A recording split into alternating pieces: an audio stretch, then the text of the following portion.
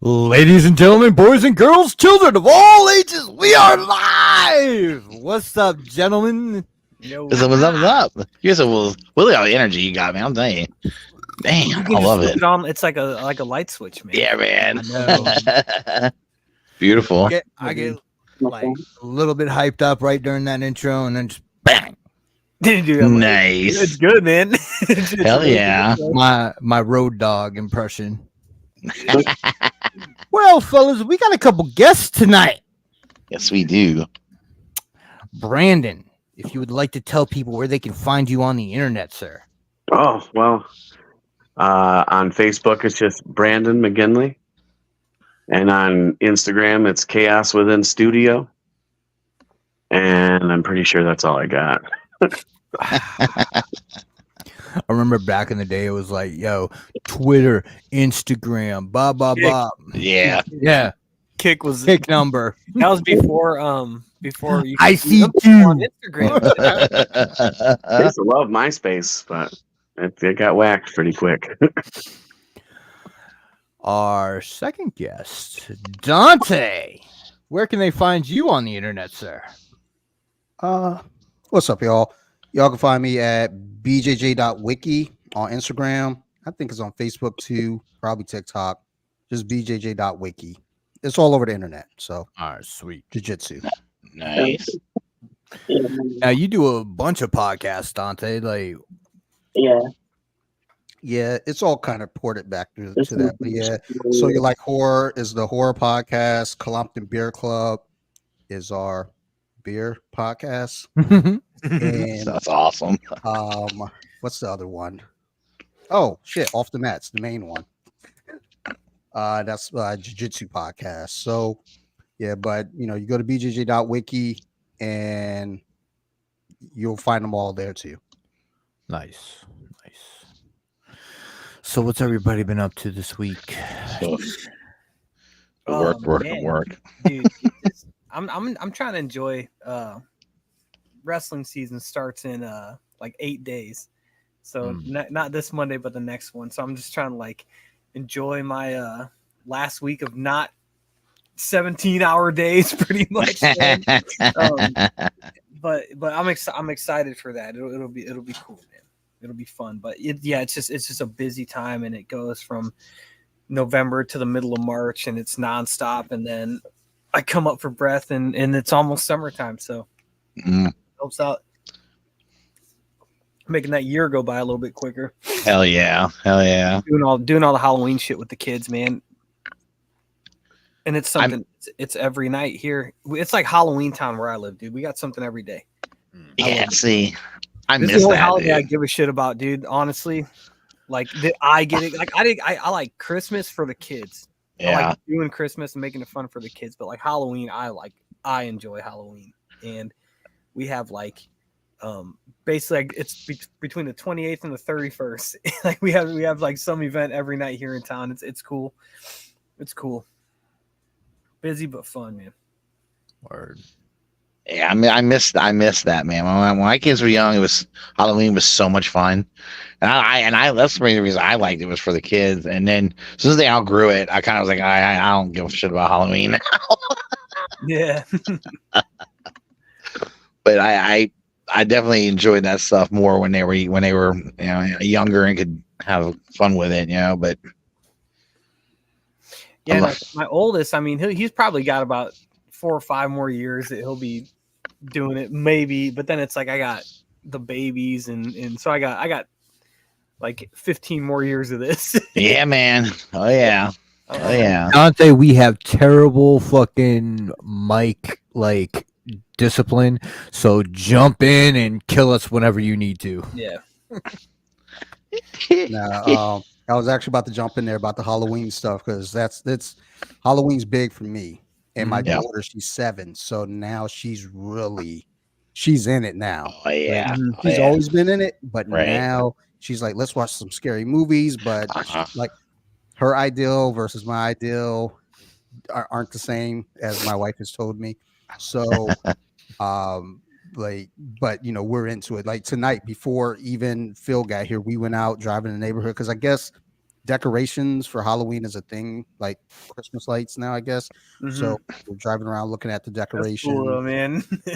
So we aren't there yet. We just do a See, I jack-o'-lantern. feel like it's a different thing though, because I feel like you can see somebody who has like a badass like Christmas setup in their house, and like I can respect it or whatever. But like whenever I see somebody that like puts that effort into like Halloween, I see that I'm like, okay, I fuck with this person.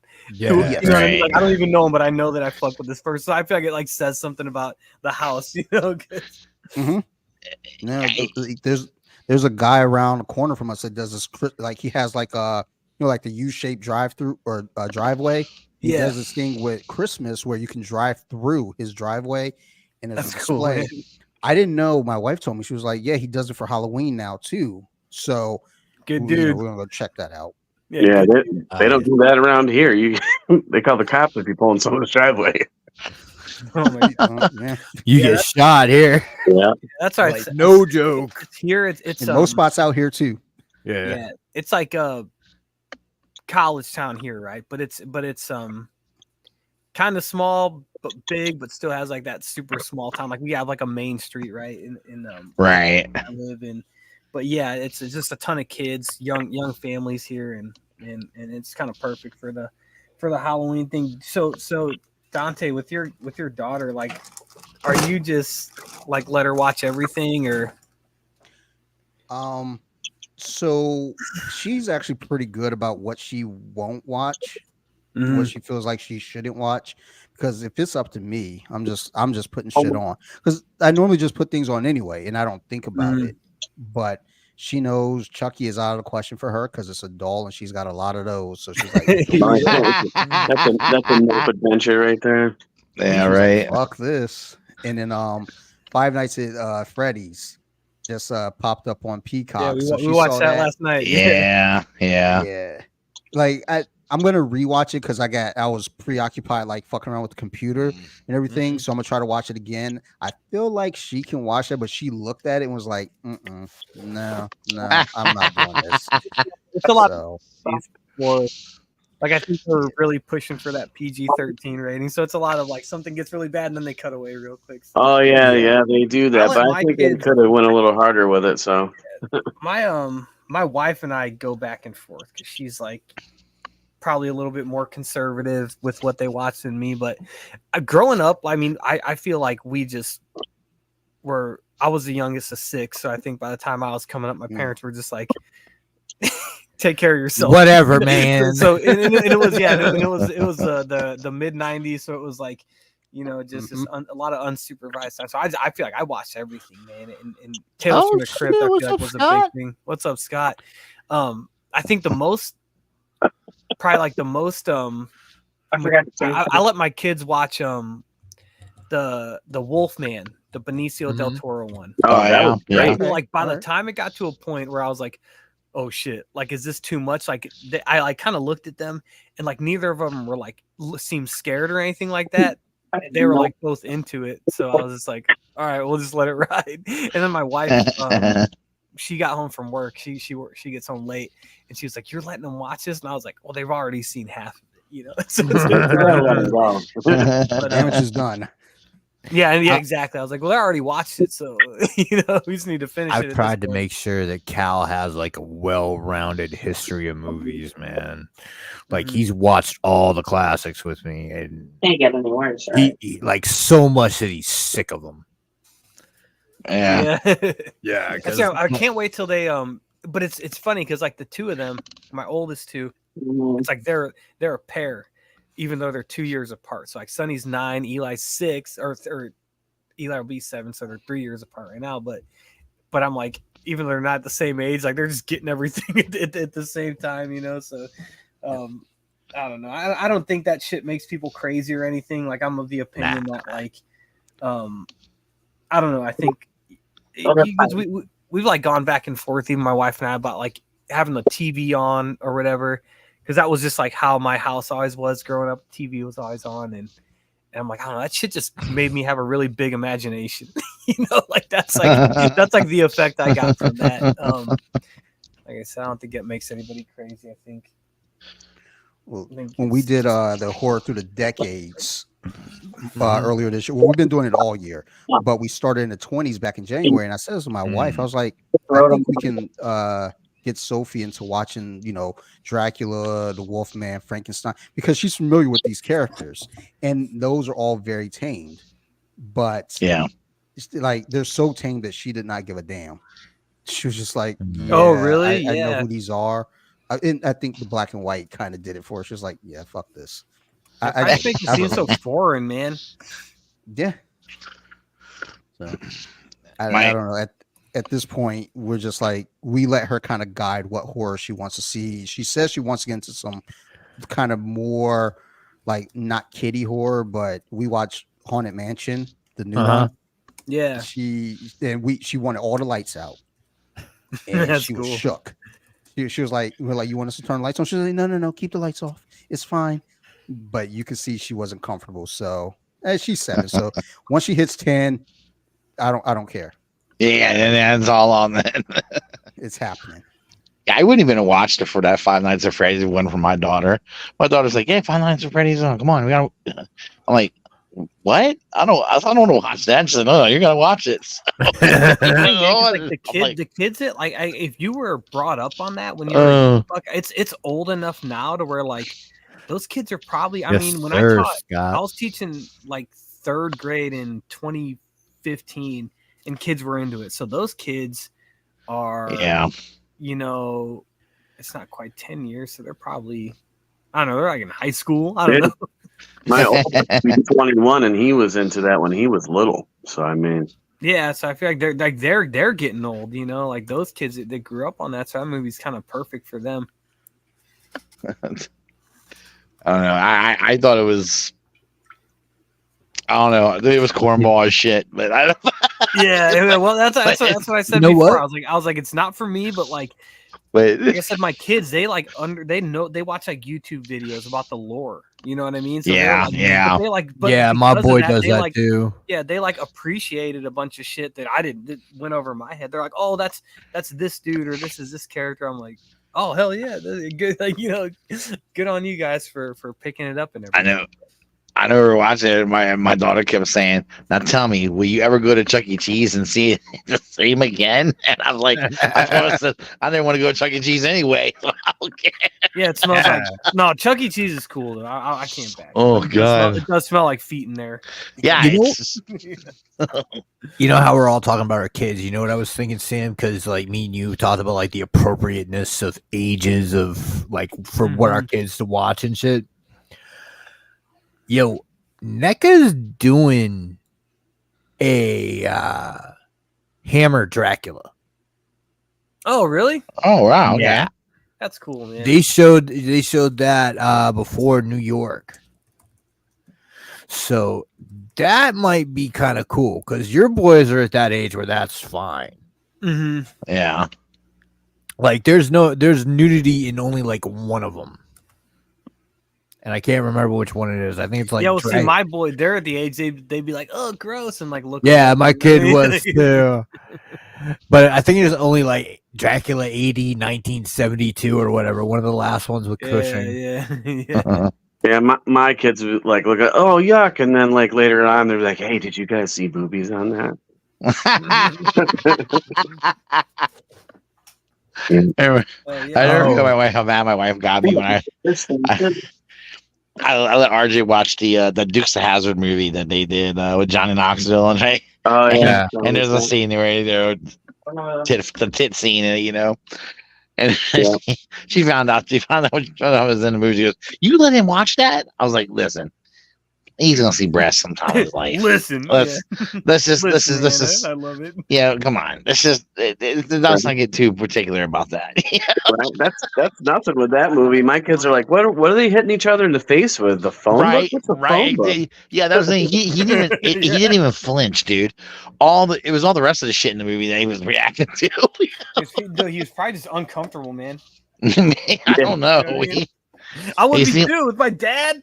Oh my son when he was little though was really into cars, so he's paying more attention to the general league. He didn't tell you about it, man.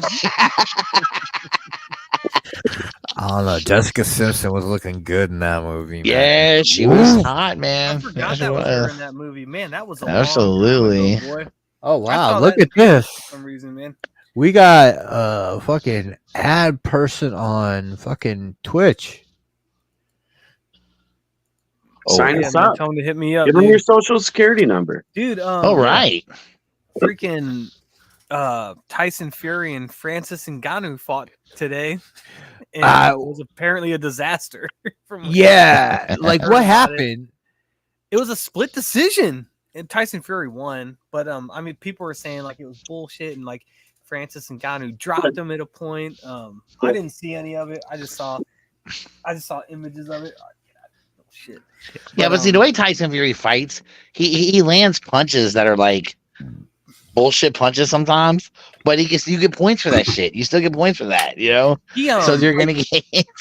Yeah, he's funny because you can look at him and tell how like how he comes into a fight because it just he's one of these fighters where like it shows in his physique so much. Yeah. So it's like you can tell if he's like taking something seriously or not. I don't think he took this seriously. Probably. So hold on, I was distracted for a second. I actually forgot the fight was going on. What was the outcome of the fight? Who won? Tyson Fury won by split decision, but he got dropped at a point. My buddy texted me that he told me Tyson Fury got dropped, and I was like, okay, he didn't give me any other info. He said he got dropped. I'm gonna have to look for that because I'm gonna see. Because sometimes, I mean, did he literally go down from the punch? A punch put him down. Yeah, so I saw two like stills, and I think it was one of these ones where it like hits you right in the right behind the ear. Yeah. I didn't see the video though. Like nothing. Oh, wow. I feel like everything I've seen is like cell phone photos of like someone's TV. So I don't know what like pay-per-view it was on, but I mean I heard it was like it's just kind of an odd event anyways. Like I don't know, man. He's a strange cat, dude. Yeah.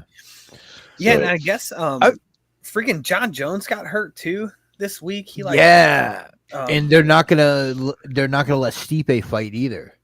Yeah. Well, Stipe, he only wants to fight John Jones. So and it's like yeah, I don't know. I mean, I get it. I understand like both sides because like for me it's like come on, fight, you know, fight. That's what you do. But that I could also see him waiting, and then it's like if you who would be next? I guess to John Jones for the title. Yeah, like if they're gonna do like an interim thing. So Aspinall, he looked like he was kind of he got injured, so he kind of lost that because of the injury, but he was kind of the guy that was coming up next, and then Sergey, basically the two guys fighting for the interim title. Yeah, yeah, basically one after the other. They're supposed to be next after the Stipe Jones fight, no matter who won, unless it was close. Then I think it would have been an immediate rematch for either. But those two guys were supposed to be the next in line because heavyweight division right now over there looks better than it's looked in a long time, but it still looks thin. So yeah, you don't got I feel like it looks thin because it's so top heavy. Yeah, well, yeah, and that's what it is. It's that you got those four that are at the top right now. Right. I mean, Cyril Gane is still there. I mean, yes, John Jones made. And Gane's not bad. Like he's really really good. It's just I feel like he's one of those dudes like in another era. And it's like in that other era might have been 4 years ago. Because I feel like there was that. I think there was that, and I just shared. I posted this on my Facebook just because I saw it when Kane beat Brock Lesnar, right? So that was I feel like there was that period where it was like Brock was not before Brock won the title because that was that was like after Randy Couture had come back and beat Tim Sylvia, and like it was terrible back then. Like when Tim Sylvia was the champ, that was the thinnest of the thin at the time. Yeah. I mean, Randy Couture can come back at what like 43. as a just eating whatever I want to 205 pounder and win it. And then he defended it too. I mean, good on him for that. But Well, Yeah. there's his that fight with period. Brock was a punishment fight because of the contract dispute. So they're like, "Oh yeah, motherfucker, you want to come back? You want to defend your title? Fight this guy." So Yeah. it wasn't even that And- like, like they gave him that fight as a punishment. He was supposed to have another fight. I think he was supposed to be lined up to fight Frank Mir. Damn, like, you said fuck they used Brock to punish him. Yeah, Holy No, shit. And it's like they I don't know, used like, Randy Couture like as a hooker, like back in the old days of like wrestling to get the belt off of Sylvia, because like Sylvia was one of the most boring UFC heavyweight Dana White champions of hated him, all man. time. I remember Dana watching White some. hated I him, remember man. watching Sylvia fights. It But was, and I'll say and I say that Yeah. like I like kind of dismissive like a Randy Couture is like old blown up 205 We'll pounder, but, get like, to it. he looked so good Mhm. in that Tim Sylvia fight, and then he came and beat that that dude that head kicked Crow Cop, who Gonzaga. Gabriel Gonzaga. Yeah. Dude, like in my mind, Yeah. Randy Couture took something from him that he can never get back because he gave that dude a beating. He had him touching his face and his eyes to see if his nose was still there. Like that was one like the best. Like for real, like that was one of the best. Examples Holy of shit. just wrestling against the cage, going from that to striking back to wrestling, and just giving somebody not like a centimeter of room to breathe.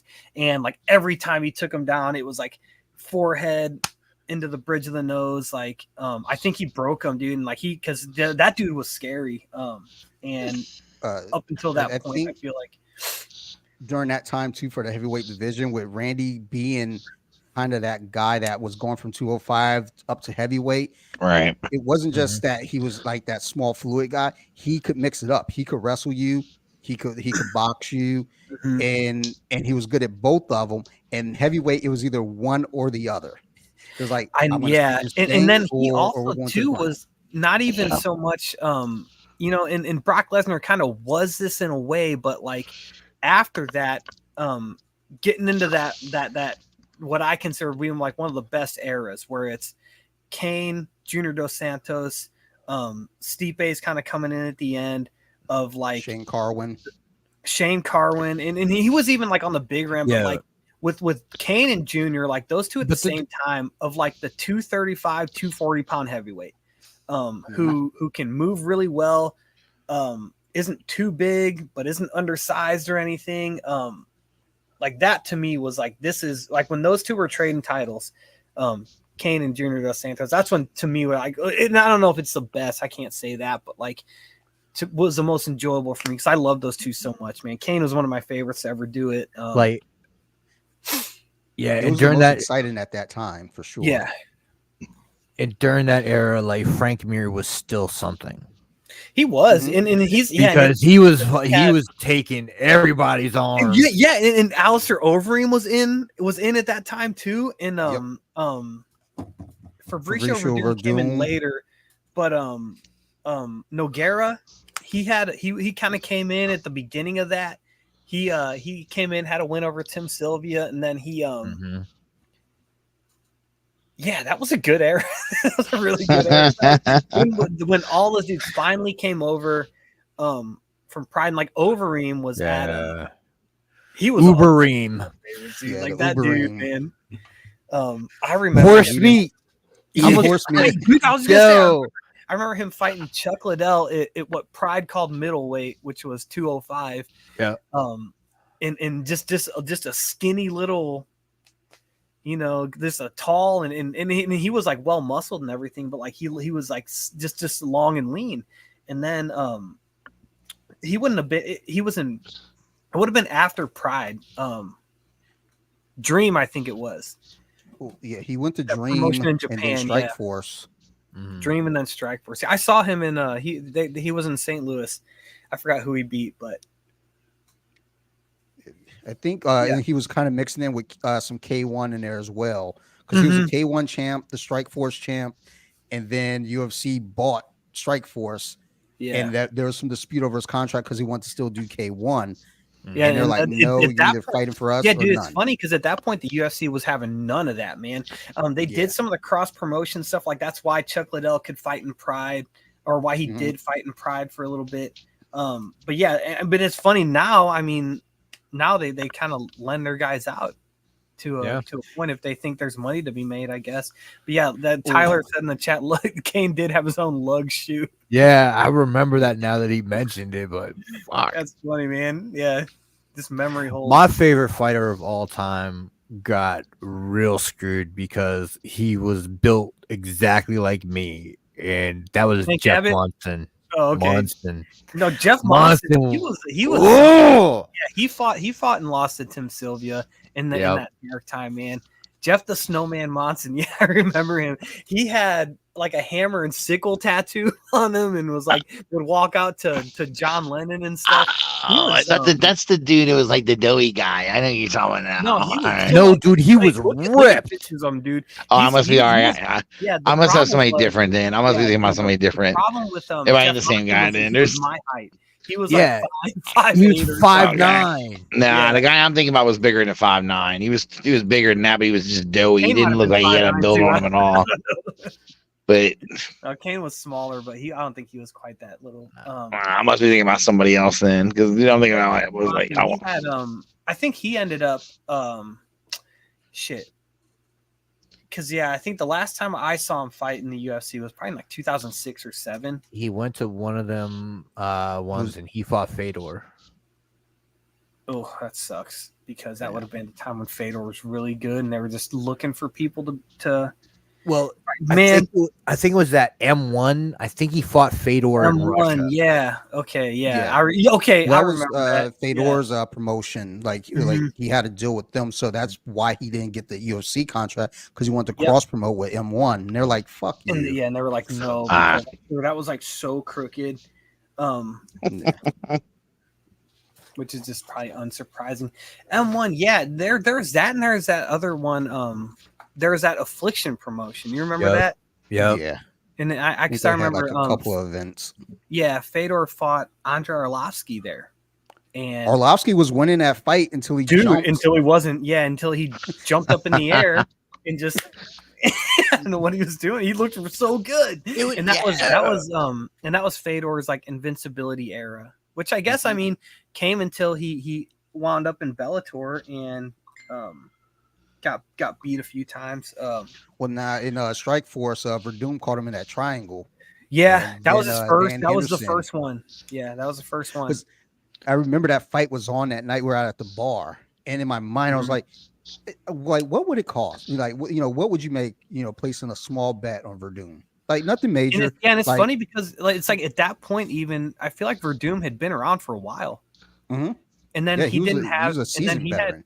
And like he had to come up like after that. I think that was like kind of the start of his come because he came into the UFC and did really well for himself. Well, he got cut from the UFC after like one loss to Dos Santos. Yeah. And I think because his style was born, because he was primarily jiu-jitsu, then he went away. Like Damian Maia worked enough on his striking for it to complement his jiu-jitsu, where Verdum went away and worked on his striking to make it a weapon, so he didn't have to rely only on jiu-jitsu. Right. Well, I think it's probably like he got good enough, and people are like, dude, you can punch, and like you have some power and word. Juicy Fedor, yeah. And Tyler also said he lived in Vegas from 08 to 15. I know, yeah, that was a wild. golden era, man, to be sure. And it's damn the juicing. I mean, when it's Pride and everyone's doing it, it's whatever. I was watching Fedor, and he did have some fights. Like you talk about that Andrei Arlovsky one where he's losing until he wins. Or Kevin Randleman. I thought Kevin Randleman put him on his head. Yeah, I thought he killed him, and I think Kevin Randleman thought he killed him too, which is why he just stopped fighting and then probably lost that fight because of that. I mean, I think he said that in interviews, like I thought he was dead, so I just sat there. And I still can't watch that suplex because every time I see him land on his neck, I'm like, my neck hurts right now. Yeah, I'm trying to invert earlier today. Seeing this dude get dumped on his head. He did what he tucked his chin. He did what you're supposed to do. But god damn, that looked so bad, man. And he had Didn't Noguera get him too?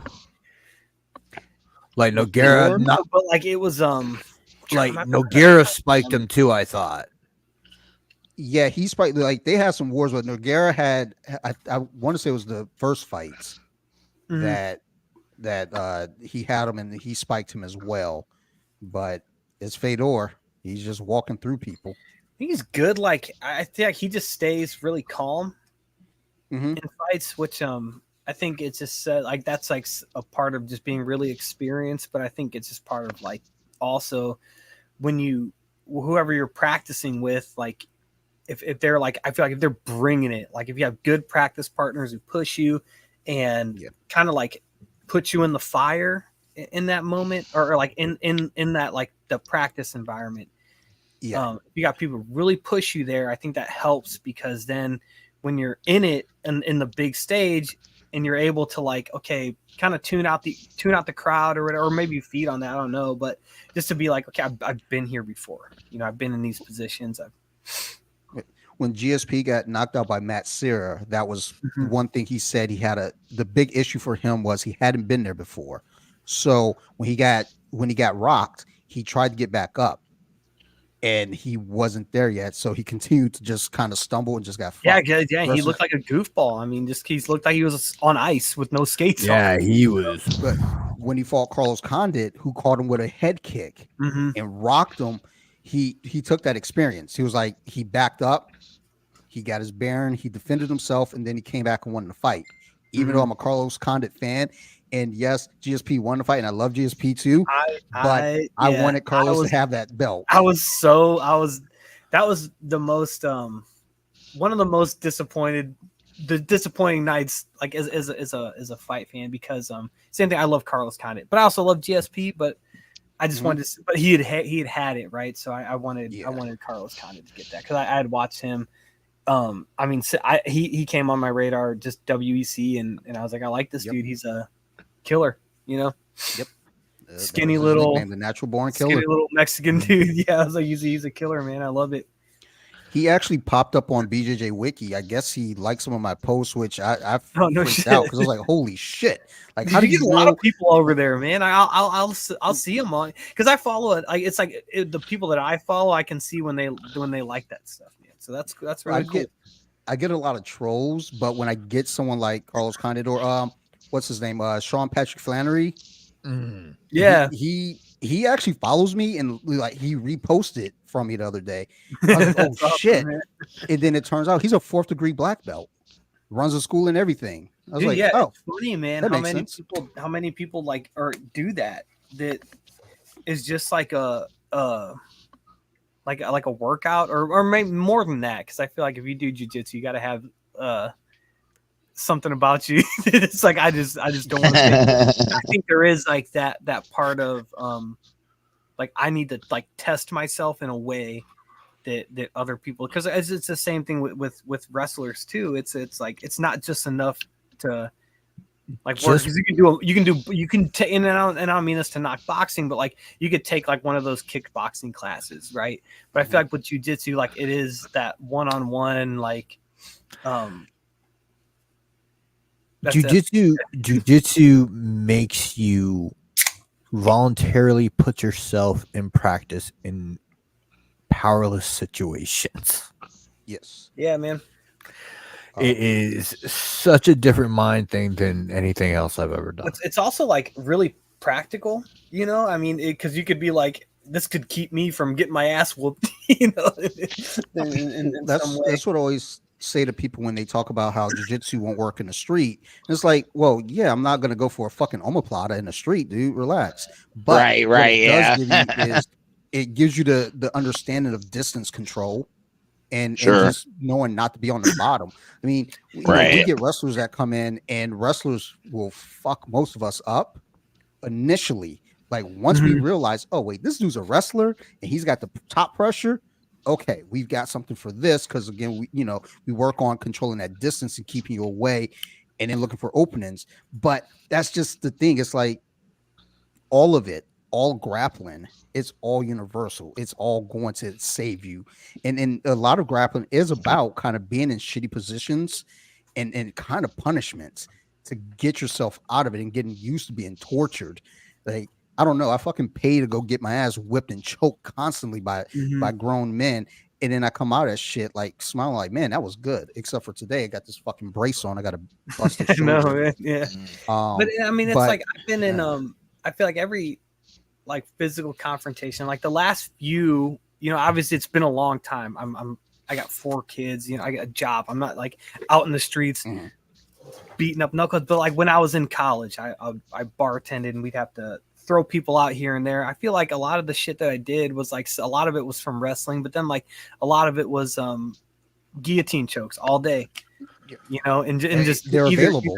Like just getting people enough to where you're not putting them to sleep, but I'm gonna use this to shove you out the front door. And just so you enough to kind of immobilize them, enough to handle them. I was just saying. Yeah, and let me help you to the front door here. Yeah, and then just and that's the thing. I was just like with the workout thing, because I feel like jiu-jitsu, like you could go do that all, like a lot of places here in my town. There's probably like 2 or 3 places where you do that, but I feel like as I said, like with wrestling, like you can't, there's like nothing for that. You know what I mean? Like there's like nothing where like you could just go and wrestle and like just do that. We're near college up the street from us at our gym, so we get quite a few wrestlers in there. What school and is in that? the high schools. It's a community. What is it? Anne Arundel community. So you know, you get some of the wrestlers from there. You got a lot of high school wrestlers come through, and I get fascinated by those kids who are wrestling and then they embrace jiu-jitsu. It's terrifying to me from like a competition aspect with them, but a training aspect and watching them grow. You see, like, okay, now they're using their top pressure in a way that we as jiu-jitsu players, we have to learn that. Like, I've been doing this shit for 8 years and I'm just really learning to apply my pressure properly with my shoulder or my hip. Whereas the previous 7 years, you know, I'm heavy. It's like we always say, being heavy is a skill. It's like I like pastries, so that's what it really is. And I just got at it and started crushing people. And they're like, no. You gotta, you know, get your shoulder like into that chin, like under their chin and into their neck, and like drive it up. And it's like, okay. And you know, seeing some of our wrestlers come through doing that. Our Friday night coach, he was a D1 wrestler, so you know he comes in. You know, like, who is that? Mike, I can't remember his last name. I don't know if I've ever known Mike's last name.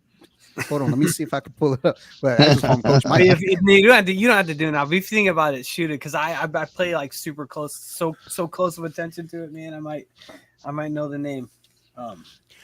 I've noticed that with a lot of wrestlers. It's like all of you was like, it's like a network. It's like, who is it? And it's like, oh yeah, I know him. Yeah. I mean, it's cool because it's I mean, where we are here, and I know it's so fucking boring to the people listening. I'll be quick, but it's like we have Edwardsville is where we live, and we have Edwardsville High School. There's 2 middle schools. I'm the head coach at one, and my brother is the head coach at the other one.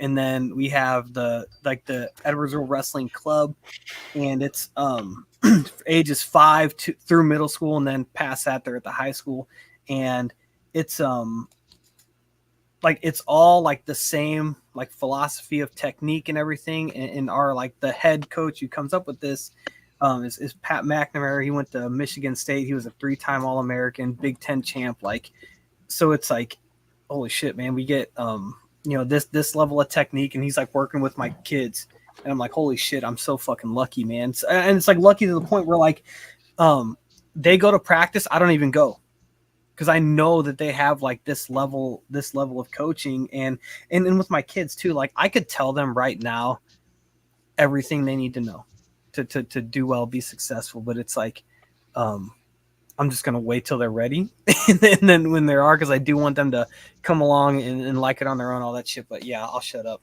talking about that stuff. Nah, man, it's cool. Like, did you get that, Sam? Name. What's Morano. up, Mike Moreno? Yes. Okay, where do you go to school? I know the name. I want to say he's from PA, up in, like near Pittsburgh. Moreno. I know, believe. yeah, okay, I know that name. I don't like know him personally, but yeah, I do know that name. But, yeah. We'll look. Word. Come to Off the Mats. We'll continue this.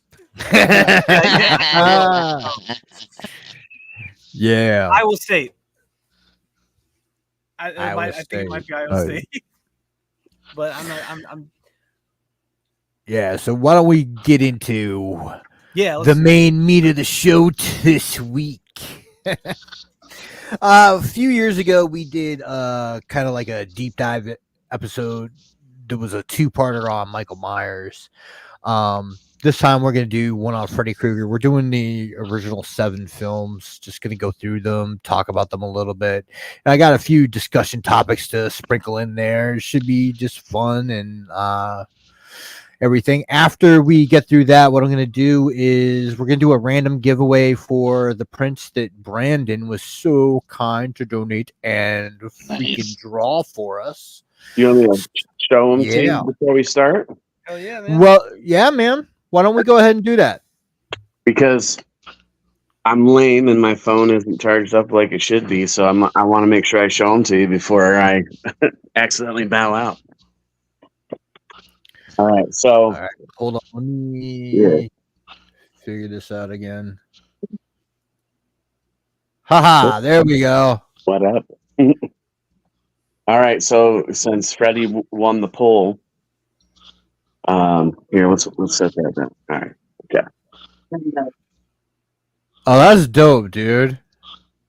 Oh yeah, that's hard. All right, that's cool. That's badass. Hell yeah, dude. Hell That's yeah. That's the big one. And because me and Brammer discussed it, and I was like doing a second place something or other, you know. So I figured I'll do up a Candyman for you too. Oh hell yeah. Look at that with the honeycomb. That's dope. I That like is that. badass. Coming out. Shit, somebody might not be getting that one. I might keep that shit for myself. Yeah. Yeah. Nice. So I figured, yeah. That's cool. Yeah. So It was awesome to do. thanks again, dude. I really appreciate it, man. No problem at all. So the winner of the poll was Freddy Krueger, A Nightmare on Elm Street. Just to go through, I'm going to be looking down at my notes a lot, and I'm probably not going to be wearing my glasses, man. And I just muted myself. Yeah, basically. With your reading Yeah, I wish. Basically, Wes Craven had done some films before A Nightmare on Elm Street. Hills Have Eyes, Last House on the Left, and those were, successful films. Supposedly because Robert Shea was the one that was running New Line. Wes Craven was writing partners with Sean Cunningham, who, of course, is better known as the producer on Friday the 13th. And so New Line was a distribution house before they started producing their own movies. And as their first movie, they were looking and they were like, oh, low-priced horror, Halloween, Friday the 13th. These things make studios money. So let's go ahead for our first thing. Still the case, though, with horror movies. I feel like they're like low investment initially, but just like they're just moneymakers, man. Yeah. Look at Blumhouse. For sure. Yeah. Yeah. Yeah. So they went to Wes Craven, Robert Shea, and the people at New Line, and basically Craven had this idea that he formulated from a few different sources.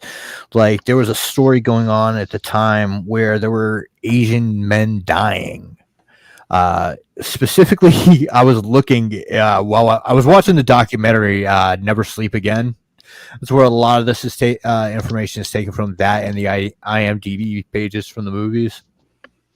But yeah, they said Filipino, Japanese, and Indonesian men were dying in their sleep. Like they were emigrating to, and it happened in California. They were emigrating to the U.S. and basically the way it was described was that these poor people had PTSD from like all the crazy shit happening over. Yeah, that would have been.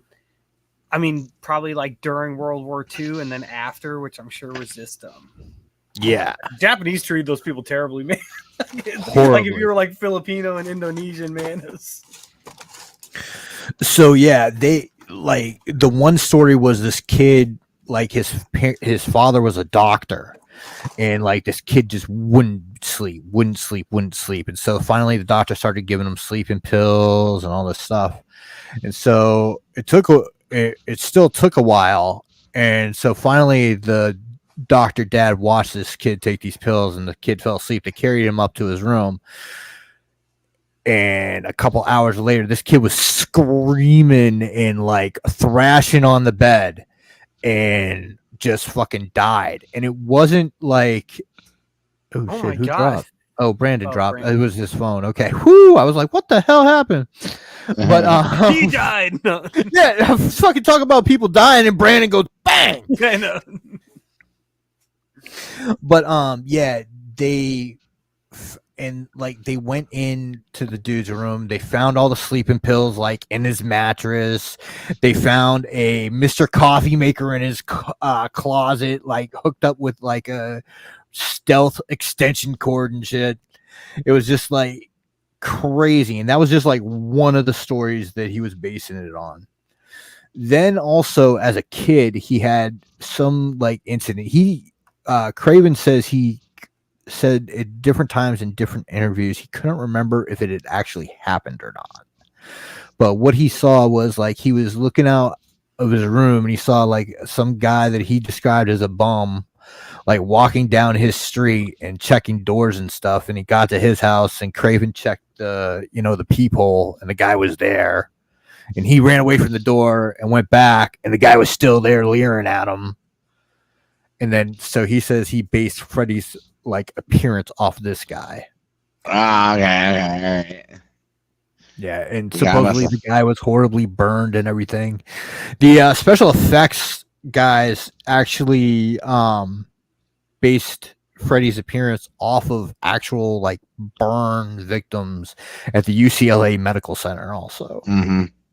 For the first look of Freddy anyways, and we'll get to when we start talking about the different makeups. Yeah, the different makeups. Yeah. There's basically like 3 big periods of makeup.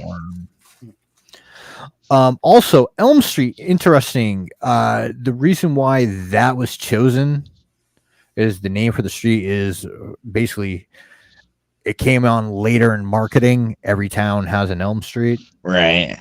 But also the college that he was going to, it was the Clark College of Technology. There was an Elm Street right next to there, and it's also the street that Kennedy was shot on when he was assassinated. Oh wow, I didn't know that. Really? No shit. Wow. Yeah. Wow.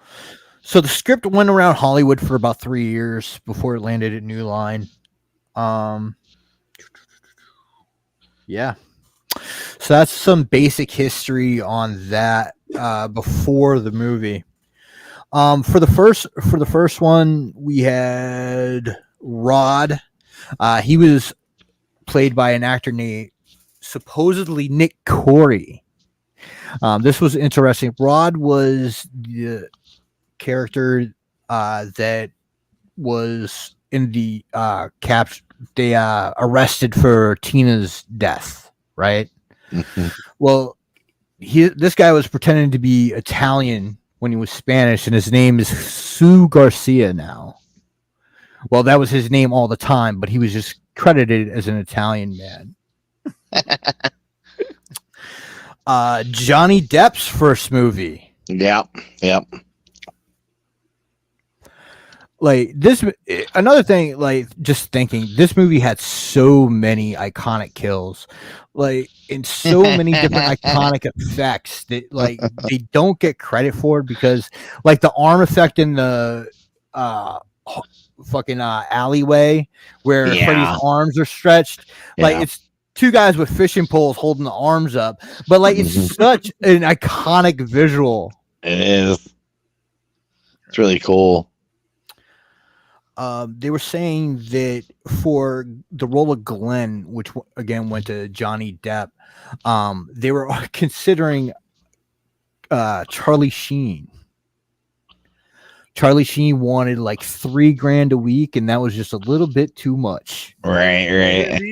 Had he done anything by that point? Like, I don't know if he did, but like he would have been Martin Sheen's son. Yeah. So I guess he had more cachet than Johnny Depp did at that point.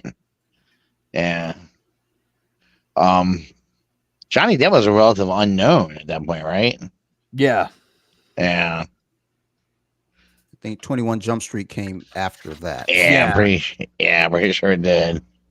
Like a couple years later.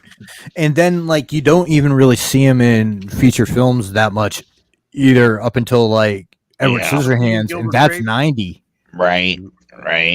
Damn, Gilbert Grape was after Scissorhands. I think that was like 94 or 5 or something. Yeah. Let's see what else I got here. Oh, another thing that I found interesting looking all this stuff up was that Depp based the movements of Freddy on Jimmy Cagney. Like he talked about like how, you know, he had that walk. It was almost like a John Wayne-ish walk, but more towards like the gangsterish lean of like the 1930 gangster movies. Mm-hmm. And how like he stood a lot, like with his hips at the side, with the glove was like how he figured like the glove was like holstered. That's cool. Yeah, we kind of hold it aside, like that's what you're saying. Yeah, it was. Yeah, it was kind of cool actually. I didn't know that. I never knew that one about it. Yeah, and then I was just looking like, all right, so we've got Heather Langenkamp as Nancy, right? We got Johnny Depp as Glenn. We got John Saxon in this movie as Lieutenant Thompson. Yep. And another a couple interesting things about England was in the original movie, he's credited as Fred Krueger. He's called Freddy in the movie all over the place, but for whatever reasons in the credits, he's Fred Krueger. I think the few of the times they did kind of initially reference him as Fred Krueger. Towards the end, they started saying Freddy. But like I know the mom and even Nancy, you know, they say Fred Krueger. In his hat it said Fred Krueger. Yeah, which is weird as an adult to have your name in your hat, but whatever. Yeah. In the original script, Freddy was a child molester instead of just a child killer. Yeah, that's what I always like thought was true about him. So I didn't know if that like carried through to the future movies or anything. Like, or even in this one. Was it in this one even? It was just the child killer part in this one. There was a case going on in California at the time. Excuse me, a sexual abuse case at like a residential school. And so they were very careful to take any references to sexual abuse out because they didn't want like any confusion at that time. Whew. In this movie, Freddy has 7 minutes of screen time. I think that's like standard for. It goes up as you go through. Yeah. So 7 minutes of screen time and 3 hours in the makeup chair. He went through there. I also don't know if I mentioned or not, but the sweater originally was going to be like a sweater vest. Oh God, that'd been terrible. Yeah, it's so weird. Like in hindsight, you couldn't imagine it being anything other than what it is. So now, like, when you look at the vest in when you look at the sweater in part 1, the sleeves are solid red because it was two different shirts that they put together, and That then just in gives part them- two, hey, don't tell that dude because somebody from NECA's gonna hear that and they're like, oh hell yeah, we can do another repaint of this. Another Jesus, Freddy. this yeah. character that we've already. I just looked over at mine just and I was like, oh shit. God damn it, collection incomplete. That's why like people Oh. were so pissed when Mezco came out, because they did the part one that had the red sleeves. Because I mean, everything after that, he's got the stripes on the sleeves. Mm. What else did we do? Yeah. So on that first one, I think that people would probably agree that with the slasher movies, we got introduced to the second, like, most important one, Nancy, where, you know, as compared to Jamie Lee's Laurie Strode. Yeah. Mhm. Yeah. Because she comes back for another movie, which is kind of interesting because. She comes back for two more. No, she's as- only back for Dream Warriors well, because she technically dies as in. Nancy herself, she comes back for one or for number 3. But in a New Nightmare, she's Oh, Yeah. that's herself. right. I forgot about that. I forgot about the Yeah. Nightmare. You're right. You're right. Where she plays herself. Right. Yeah. Yeah. Okay. Well, not to get ahead. Sorry. Go ahead. Nah. Yeah, I got you. All right. I forgot about that though. Yeah, like her and Jamie Lee, Mhm. Danielle Harris. You know, she came back from multiples. Yeah. But like, yeah. Yeah, that's true. And Damn. Jason never had that though. Not too much. He got the job done. Yeah, because Yeah. I mean, the closest we come to Tommy Jarvis, but he's played by what, 3 different actors, and then it's like it's completely different each time. You don't even care. Yeah. Yeah. That's There was a wild though, damn. There was a rumor going around when I guess the Jason rights are landing somewhere soon, is what I So, heard. Jason has been picked up. I can't remember who has, but they're working on a prequel series right now that should be coming out 24, 25 called Camp Crystal Lake. Yep, that's what but I heard. The Michael too. Myers, the Michael Myers and Halloween rights just landed with Miramax. and Miramax. I feel like maybe they should just chill. Yeah, Just let it be for a minute. yeah. How did you feel about that trilogy? The new Halloween trilogy. Yeah, It should have just been 2018. They didn't need to make any further movies to that. I know the ideal is make more money because the first one did great. The second one came out during kind of the COVID bubble, so it didn't go to a theater and it went straight to Peacock, as did Halloween Ends. But we didn't need either of those movies. Halloween Ends would have been a fine movie if it didn't have Michael Myers and it wasn't called Halloween. They just called it some dude on a motorcycle. I would have been like, dude, this is pretty decent. But instead, it's Halloween Ends and Michael Myers has a sidekick, and it got weird. And yeah. I don't know. So as a whole, I don't care for it. But that 2018 Halloween did something to like excite me about Halloween again. I was like, oh, Yeah. this is good as to my collection now of movies that I do enjoy. See, like, I didn't feel that like Kills was a huge drop off. Did you? I don't think it was a drop off. I just felt like it didn't really add much to the lore. It didn't. It didn't feel necessary. Versus, it's like if they could if they completed it where he burned up in that house, it's like, okay, cool. Yeah. But now you get the second one that comes out, and it really the ideal from this is like, let's bring back all these legacy characters that we can from the originals, and give everybody their flowers now while we've got them. And it was like, okay, it almost felt like I just clinked my teeth and that hurt like a motherfucker. Ouch. It almost felt like they're just kind of doing it for clout. It was like, just do it.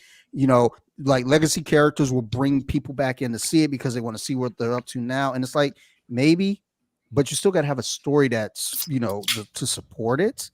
And it didn't feel like it added anything to it. It didn't take anything away, but it didn't necessarily add either. It was just in a void. I personally felt like Ends did damage to the franchise. Oh, Ends. Yeah. Halloween Ends definitely damaged the. I I feel like with that franchise in that movie being a part of it, you know, you go to Halloween 3 and you say, oh, well, it had nothing to do with Michael Myers, da da da. Well, it was originally meant to be an anthology series, so that makes sense back then. So you can't really hate on that so much now that you know that. But Halloween Ends being what it is, it's like, okay, like what the fuck are we doing? Yeah. And you know, Yeah. people talk about like Michael was only in so much of the movie. I mean, in the first Halloween, he was only in about 6.5 minutes of the movie. So, you know, that's not really a factor there. But what is a factor is the story was just this really, really goofy story that made no sense with Michael Myers in it at all. I mean, again, if it was just some random kid doing what he was doing, it makes total sense, and it's an okay movie, you know, in itself.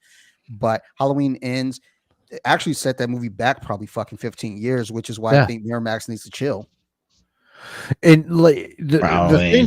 the thing to me in that is just like they neutered Michael Myers. Like, Mhm. like what are you doing? Like, why are you making Michael Myers a sympathetic character?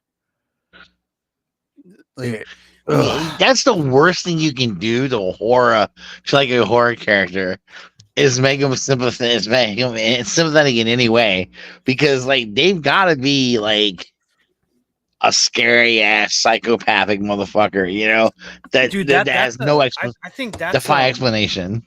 I think that's like a thing for villains that I think works for some, doesn't work Yeah. for others. Man, that's why like I always am critical of that of the Todd Phillips Joker movie, because I think everything about that movie is well done. I think it's acted. I think like every actor in that movie does an incredible job. Directing, Yeah. cinematography, score, everything. But I just don't want the Joker. I don't want that. I don't think that's like true to that character, right? For the Joker to be like in any way of a victim or in any way to be understood, to where you can be like, okay, I get kind of why he's like this. I think the Joker has to be like just a monster, right? You know, as much as I love that movie, I kind of agree with you on that. I agree with you. There was one thing that movie did, I would say wrong. It'd be that, where they kind of make, because the cool thing about a character like him is there's no explanation. He's just a fucking nut. I think he's better. He's better with no backstory or right. And yeah, even and that was done in the comics too. I mean, Alan Moore did it to an extent, and I don't know. I think that with comics it's different, because you're like, okay, there's so many different backstories for every different character that it's like you kind of, at this point, you just kind of pick and choose what you like and don't like. But yeah, I think that's a thing that people are still trying to figure out, of like who you can humanize and who you can't, or who you just shouldn't for the sake of story. Right. We just what Phil was over here, and we were recording a Halloween episode, which we're doing the Rob Zombie Halloweens, because those movies get a lot of shit. And I recently watched both of those. Like I've always enjoyed them. Well, the first one specifically. The second one, it's kind of hit or miss with me, depending on my mood of the day. But one thing, as we're talking about characters having a backstory and kind of getting sympathy, I think Rob Zombie did a good job there, where you get the sympathy for this little kid, because you're like, oh my God, this little kid, look what he fucking grew up in. The one is a fucking psychopath, and then it takes it all away. Now, in the original theatrical cut, in the institution, he kills a nurse and there's no explanation to it. But in the director's cut, the nurse actually provokes him. It's not okay that he killed her, no, but there's a reason. Yeah, she takes a picture of him and his sister. She goes, "That's a cute kid. No way it could be related to you." He stabbed the fuck out of her and kills her right there on the spot. But the thing is, it's like, okay, we got sympathy for this character. Wait, never mind. He's fucking still killing people. There's no sympathy. He's a fucking stone cold killer. So I think there is a way to go about kind of building sympathy for a character and make you like think, oh man, like this guy's had a rough life. Oh, never mind. He's still a fucking lunatic. Yeah. Yeah, because and then maybe it just has to do with like there's a line that they cross. It makes them irredeemable, I guess would be the word. Yeah. That's good. Yeah. Let's go ahead and move on to the second one, because the second one, Nightmare on Elm Street. is very Oh, interesting. man. Sam, have you ever seen this movie? I have not. I've know a little bit Oh, of God. it. I've never watched it. It's worth a watch. It's for sure. Yeah, Freddy 2, A Nightmare on Elm Street Freddy's 2, Revenge, right? Freddy's Revenge. Yes. Yep. Very interesting film. I don't know how to get started with this without just saying that the part of Jesse played by Mark Patton Mm-hmm. was originally going to go to Michael J. Fox. Yeah, that's wild. And I can imagine. damn. And Yeah. the only Yeah. reason it didn't was because he started filming another. I forgot to write down what it was, but I think it was Family Ties or some shit. So Jesus Christ. this has to be one of the most homoerotic roles in the history of cinema. I think you're absolutely right. There are scenes in it where it literally it's like, God damn, this is an uncomfortable thing to watch. It's a little creepy. It's got a lot of weirdness to it, man. And to hear them try to like justify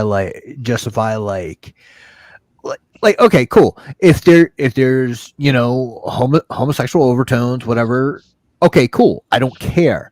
But to hear them try to justify it is like kind of crazy because they're like, oh yeah, the dance in the room, Risky Business had just come out and we wanted to do our own version of that dance. Right. With the baseball or whatever the fuck that little pop gun was. That's right, exactly. Yeah, that has nothing to do with the Risky Business. I mean, it was Risky Business. Oh man. Sure. Yeah, right. Not at this time, but later in his life, Mark Patton did come out as gay. They said he was. They said he in Never Sleep Again. They said he was openly gay, but I remember reading before that like he had not come out at the time of the movie. Wow. We have Kim Myers as Lisa. We have Robert Russler as Ron. Lisa was the love interest. Ron Grady was the friend, and the famous coach was played by Marshall Bell. Yes. Sam, there is a scene in this movie. Yes. Where the coach has found the main kid in a leather daddy bar. Yep. Oh my god. Yep. And takes him back to the school to punish him. Uh-huh. And somebody falls asleep and the coach is killed by Freddy, who whips his ass, throws volleyballs at him. Yep.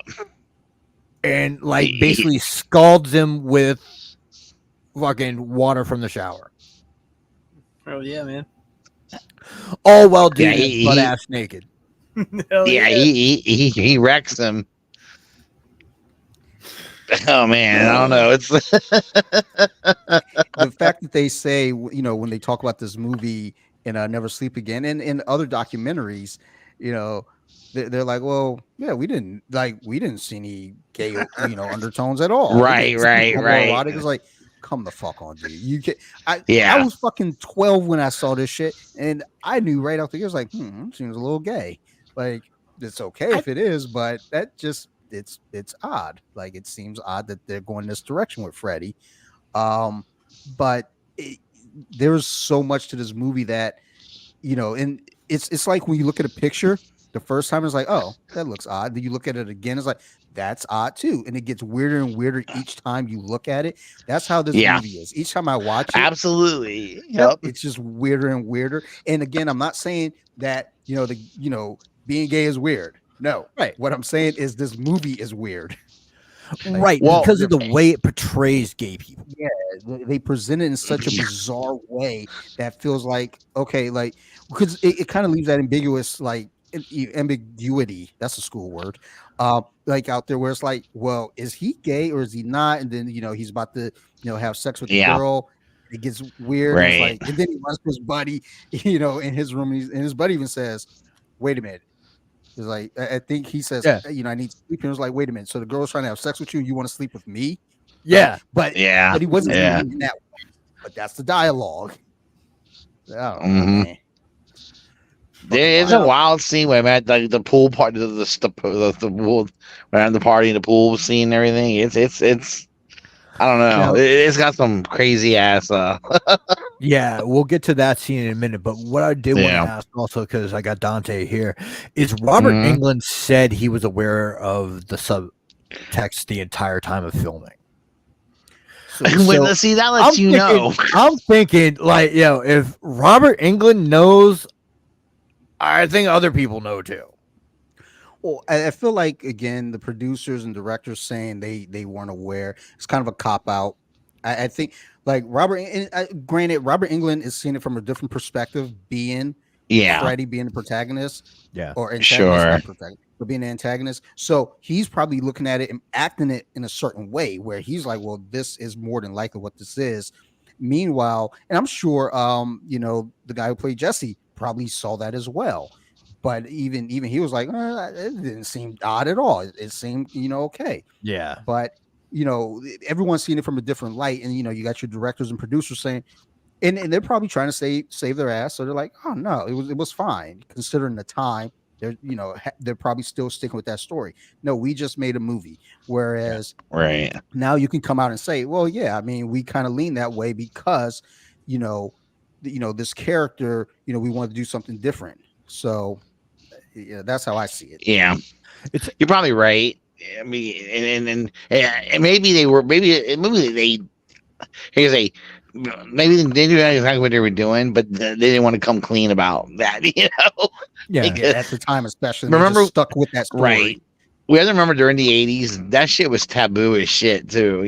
So especially with a AIDS, lot of way right around Yes. that time. Exactly. There was all kinds of. And they made a whole ass movie about it that went to theaters with no shame. They're Right. like, fuck it, put it out. Yep. And on the guise of a horror movie, at that. So it's kind of like, oh wow. Mark. Yeah. Patton, So you just. Mark Patton, the man that played Jesse, did say that there was one thing that he was uncomfortable with and would not film.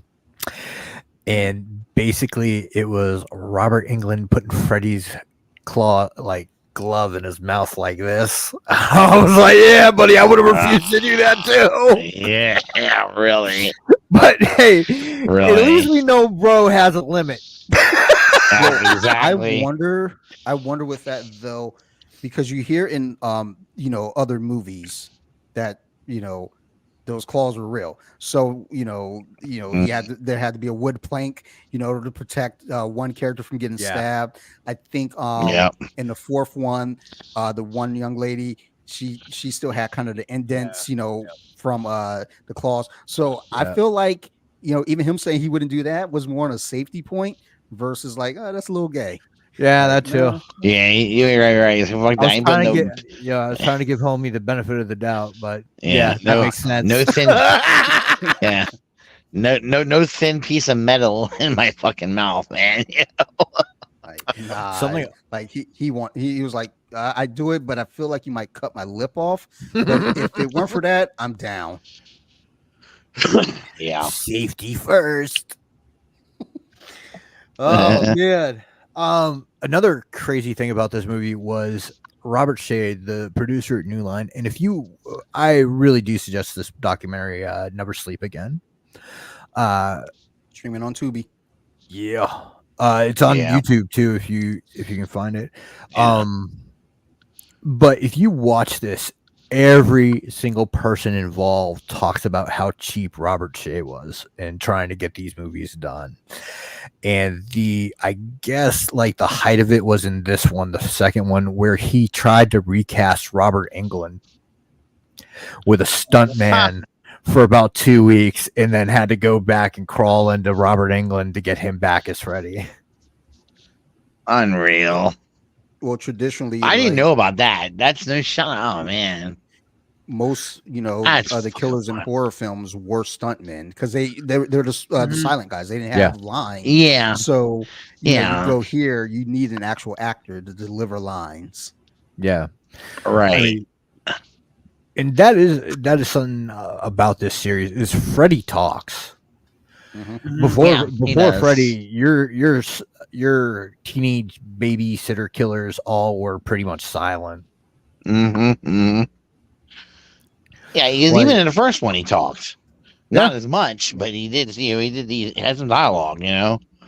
Um, the second one he spoke a little bit more. Mhm. And I think the then the They talking really amped up doubled. in the They third almost one. doubled his screen time in the second one to 13 minutes. Yeah, yeah, It's Doubled it to 13 minutes almost. yeah, It was like, don't get too but greedy. Yeah. Like, yeah, really. we won't double it. We gonna almost double it though. Another couple of little tidbits, and then we'll move on to Dream Warriors. This is the only one where Freddy kills most of the people outside of dreams. Yeah, he does. Because I guess the whole premise is that he's able to come out of the dream realm and into the real life through this kid's body, right? I mean, Yeah. using this kid's, I guess, using his body to do it. I guess what Right. it sounds like. I don't know. Yeah, It was a possession movie. possession You know, movie. Yeah, Yeah, basically, if you look at you it, got it's the body, I got the brain. a great Right. line in that movie. I think Yes, that's like it was. there's not Yeah, a lot to remember from this movie. right. But like the things to remember are like from how bad it is, like the demon dogs with human heads that were Yeah. right there. That's so creepy. Fuck, man. God damn. But that line was quality, and especially the effect for that time with Yeah. them actually like pulling it back and showing the brain. Mm-hmm. Yeah, their makeup was so good for this movies, man. Yeah, so It's they all actually it's all practical changed. effect. They actually changed his makeup for this one. They were mentioning Yeah. that they made his cheeks more angular. You could see more like of a defined cheekbone, and they also changed the eyes. They had just used Robert's eyes for the first one, and in this one they use. I think they described it as amber and red contacts for Freddy to give him like a more demonic presence. Oh wow, okay. All right. Then we get to part 30, which is Dream Warriors. I don't know about you guys, but I think this is probably the most popular besides the first one in the franchise. It's definitely got more of the iconic Yeah. the iconic phrases, I guess, out of him. For sure. I mean, I think it does. It's got the and it's I mean, it's pretty wild because maybe one of the few times when you actually had these kids that he's trying to kill, right? They fight back. Yeah. And granted, he Dream still Warriors. fucks them up, but it's still fun. I always feel like with this third one, it like 1 and 3 are the clear two most popular films in the series. Most beloved films in the Absolutely. series. I want to say that the third one was probably the first one that I saw. So I know when I lived in Flint, we only had like a handful of VHSs, and this was one of them. And I watched it every single day. I watched this shit like it was the news. I come home, hit play, and just run with it. And with this, I think with this film, what it really did was, you look at the first one, you had Tina, you had Ron, you had Glenn, you had Nancy. So you got 4 characters there. That's pretty tamed, And you look at something like Friday the 13th, you're at the camp, but you still had a small handful of characters. Then you get the Dream Warriors, and you have like a good amount of characters. I mean, you got Kincaid, Joey, Kristen. I don't remember all the names off the top, but you had your I got your him wizard. here. Yeah. Yeah, you had a Joey gang was of the kids. wizard. Joey was the wizard, right? Yeah. But you had a gang of kids, and you had a lot of personalities to play off of, and it was enough for anyone to grab onto that movie and say, "Oh, I can relate to someone in this film." I mean, it's weird if you relate to the junkie, but hey, junkies need love too, man. Yeah. And the they, kid they brought back John. Taryn, They or- brought back John Saxon and Heather Langenkamp to play. Yeah. Nancy. That's right. That's And I right. think that's huge as well because you know, again, you bring back Nancy because that's kind of some unfinished business. So Yeah, go with it. yeah. Yeah, it was that. That's why I want. One of the things I liked it was because that movie was directly related to the first one. It allowed me to bypass the second movie a little bit because I was just freaked out by the second movie in a lot of ways. But so it's like, okay, I can get and I go. You can almost skip the second movie if you want. Although it's worth a watch, but It definitely is. it definitely is. But you could skip it if you wanted to and go 1 to 3, See, the and then second probably one. be okay. The second one was the first one I saw, and it freaked me the hell out because at that time, all the crap with the school bus, like where the school bus goes, Yeah. and it's like Mad Yeah. Max on that thing. Yeah, It's a wild scene, man. Yeah. I wonder Yeah, I also mean- when you look at these movies, you got the first one, then you get the third one, which is a direct sequel, really, to the first one, and then the fourth one is a sequel to the third one. You know, at no point do you really get any callbacks to the second one, as far as I can recall. Nah, you really don't. You really don't. It's kind of that forgotten child. Like, I mean, we look at it like Halloween 3. It's like, it's fine on its own, but we do still hold it as part of the family. But it's that cousin that we invite to the reunion every couple years just because they're a little fucking weird sometimes. Yeah. Excellent way to put it. Sam, did you see Dream Warriors? Mm-mm. No. You got to. That one's definitely worth a watch, Sam. Yeah, It's got the iconic lines in it. It's got the. It's like the ones another you've one of heard, those ones that's like an entry point to the franchise. Yeah. Right. I mean, the prime time. We're talking prime time, bitch. That's the movie. Right, this is the one that's got all that cool shit in it. He puppeteers a dude's veins. It's yes. Yeah, he literally walks this motherfucker with like a puppet up to the fucking. Yep, kills Zsa Zsa Yes, Gabor. yes. Watching again that documentary, Dick Cavett was the talk show host, and he said the reason why they let him pick anyone he wanted, and he picked Zsa Zsa Gabor because he said she was the most vapid woman he knew, and he wanted to see her die on screen. Yeah, that's so fucking great. Great.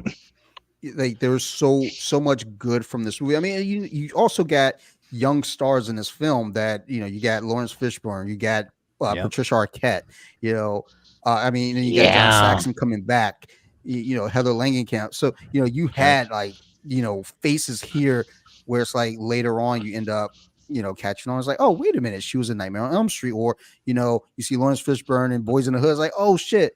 That's the fucking orderly from fucking Nightmare on Elm Street, or Cowboy. That's right. What's his name from fucking Curtis Playhouse. Yeah. Well, that's what's funny about these movies. Doing these movies, you see some actors they started their acting career, or in the beginning of their acting career, doing these movies. It's in the first 3 movies start off in horror. Yeah. I mean, Kevin Bacon with Friday the 13th, Jamie Lee Curtis. I mean, Camp here, Patricia Arquette, Johnny Depp, Jason Alexander. Jason Alexander. The Burning. Zellweger, McConaughey.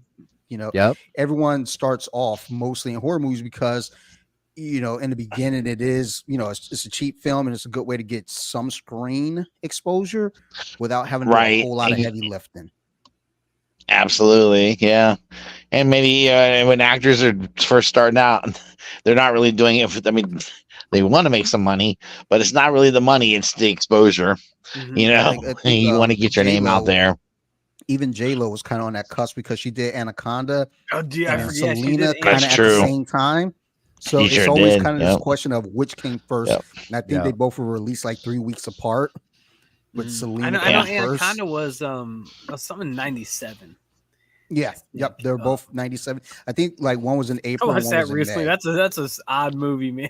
Didn't she do a sci-fi one that was out there? Like, was she in the did cell? The The Yeah, Cell. Cell? okay, That movie's yeah. good, It man. does that movie's not get really its good. love. Yeah. Yeah, that movie's really good. I forget the guy that directed that, but he's kind of brilliant. Yeah, he I think he mostly does like commercials, but he did that and then he went Dude, back to doing there's commercials. like, he was like, yeah, he's "Ah, an this was great, Indian but I guy. like I commercials." forget his name, but I feel like there's like a thing for that of people who do like either commercials or music videos. I think David Fincher did music videos before, or it's him or someone else. But I feel like that's like being able to tell a story in like 2.5 minutes. I feel like translates well to filmmaking in a way. Yeah. Well, yeah, because Yeah. I mean, you get a little bit more time, obviously, but when there's points where you have to condense something, they can do that very well. Yeah. And that does translate over.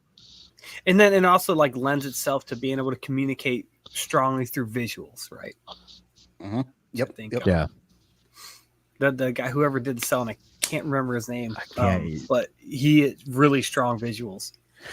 Yeah, starting with this movie, we're going to talk about the directors a little bit. This one was directed by Chuck Russell, and his writing partner on this movie was Frank Darabont. Oh no shit! Okay, so he did Shawshank Redemption. Walking Dead, Walking Dead, yeah. a lot of stuff. That's an interesting, dude. See, so not only actors, but you got a lot of other writers and directors. And this is shit actually that make there. Darabont's first writing credit.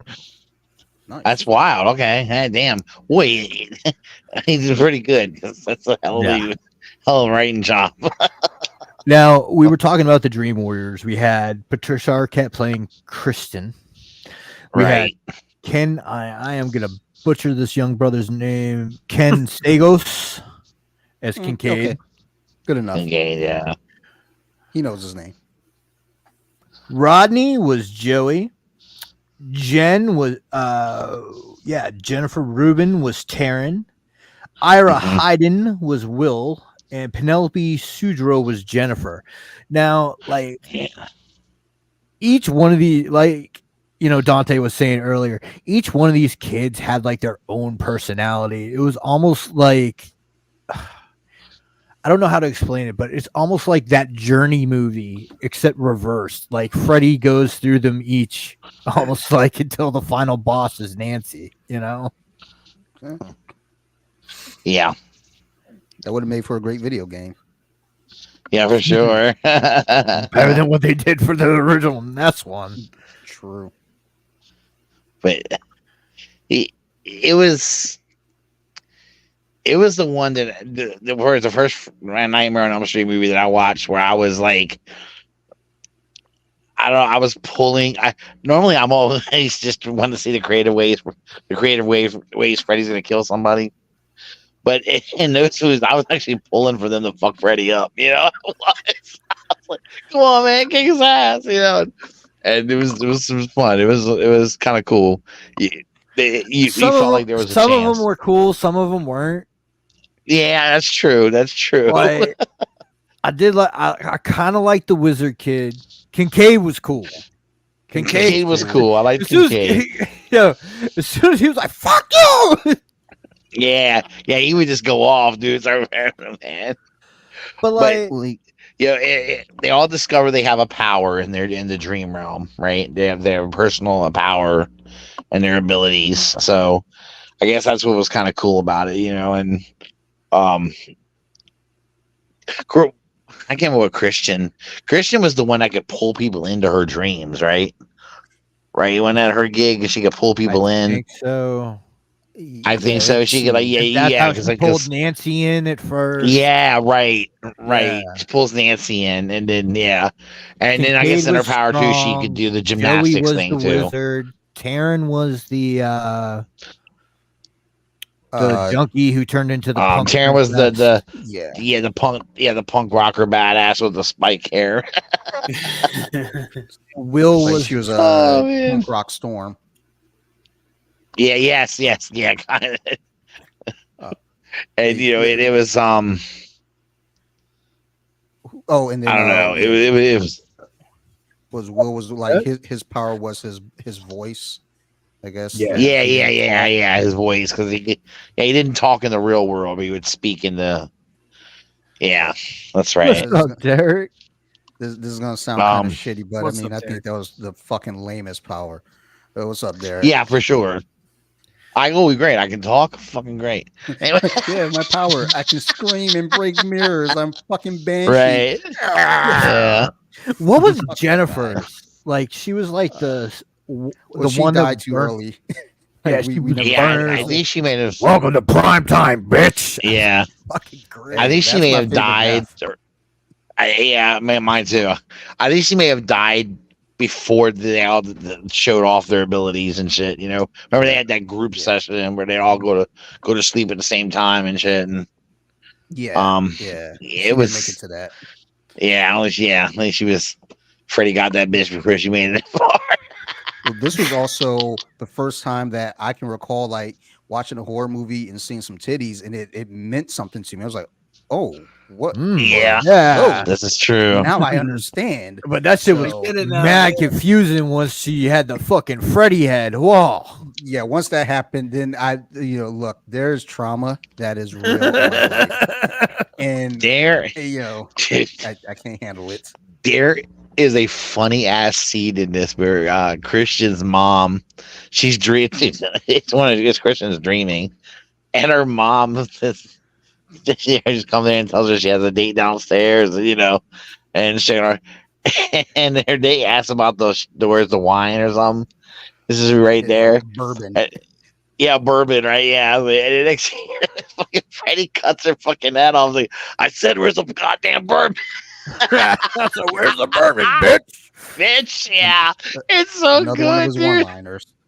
Yes, And like yes. that was speaking of that, Dante, that's a really good point. This movie is the point where Freddy started going way more towards comedy. Mhm. Absolutely. Yeah, I This was agree. like 100% the turning point in the franchise.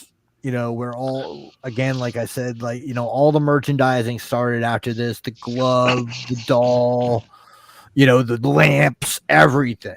Lunch boxes for kids. Lunchbox, 'cause, he's yeah. a molester, but it's cool. Yes. Yeah, he definitely right. It was and also the twing around with him more, like talking shit to a woman, fucking with him before he kills him, that kind of shit, Sex and violence. Sex and violence. That's it, man. Yeah, 100%. Something else about this movie was the Freddy worm monster. Oh, Yes. Okay, that I've seen before. Okay, now Originally, you tell us. Go ahead. Originally, that motherfucker was the same color as Freddy. Yep. So it looked like a big burned dick coming Burned out and eating this dick.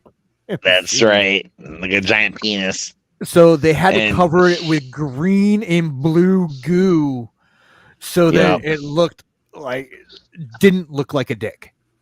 Right. And It they still had looked like a 3 dick. different ones. They had a 6-foot one that was mechanical, and then one for a faraway view. So they built 3 Freddy Dick monster puppets. Oh, I just feel like by the time you build that third one, you should start thinking to yourself, "Hey, Russ, you think this looks like a dick?" And it's not the yeah, paint, right. guys. Yeah, right. It's not the I paint. try asking, like, hey, what do you think? What's your opinion of this? Like maybe more veins. Like, okay, Yeah, really. we can do that. How about Obscure you this just a make little it bit. look burnt? It's fucking crazy, dude. Oh my god, fucking loved it. It was yeah. The pig scene. Oh, You've seen that shit, Russ, right? Yeah, Sam, you Yeah. gotta watch Yeah. these movies. The pig scene, brother, yeah, was a real roasted pig that they let sit out for days. yeah. And the dude that was beneath it that rigged it so that it would move says he could still smell that fucker to this day. Oh my god. Oh God, that's so bad. Oh man. Oh, Yeah, that scene still fucking makes me jump. Like it still gets me every time because it's like it's gonna happen, but it is there's something about it when it fucking moves and like squeals. I'm like, nope, I'm not doing this. Like I think I look away most times. Yeah, Like fucking grown that ass man scared of a fucking roasted squeal pig. is like one of those sounds that like will stay with you when you watch that motherfucker. Yeah. Oh man. The Now, shit that they would do back in the day for fucking effects for movies, I swear. and Dante, I Oh, don't want to man. hold you up if you need to pop. So anytime you need to pop, you're fine.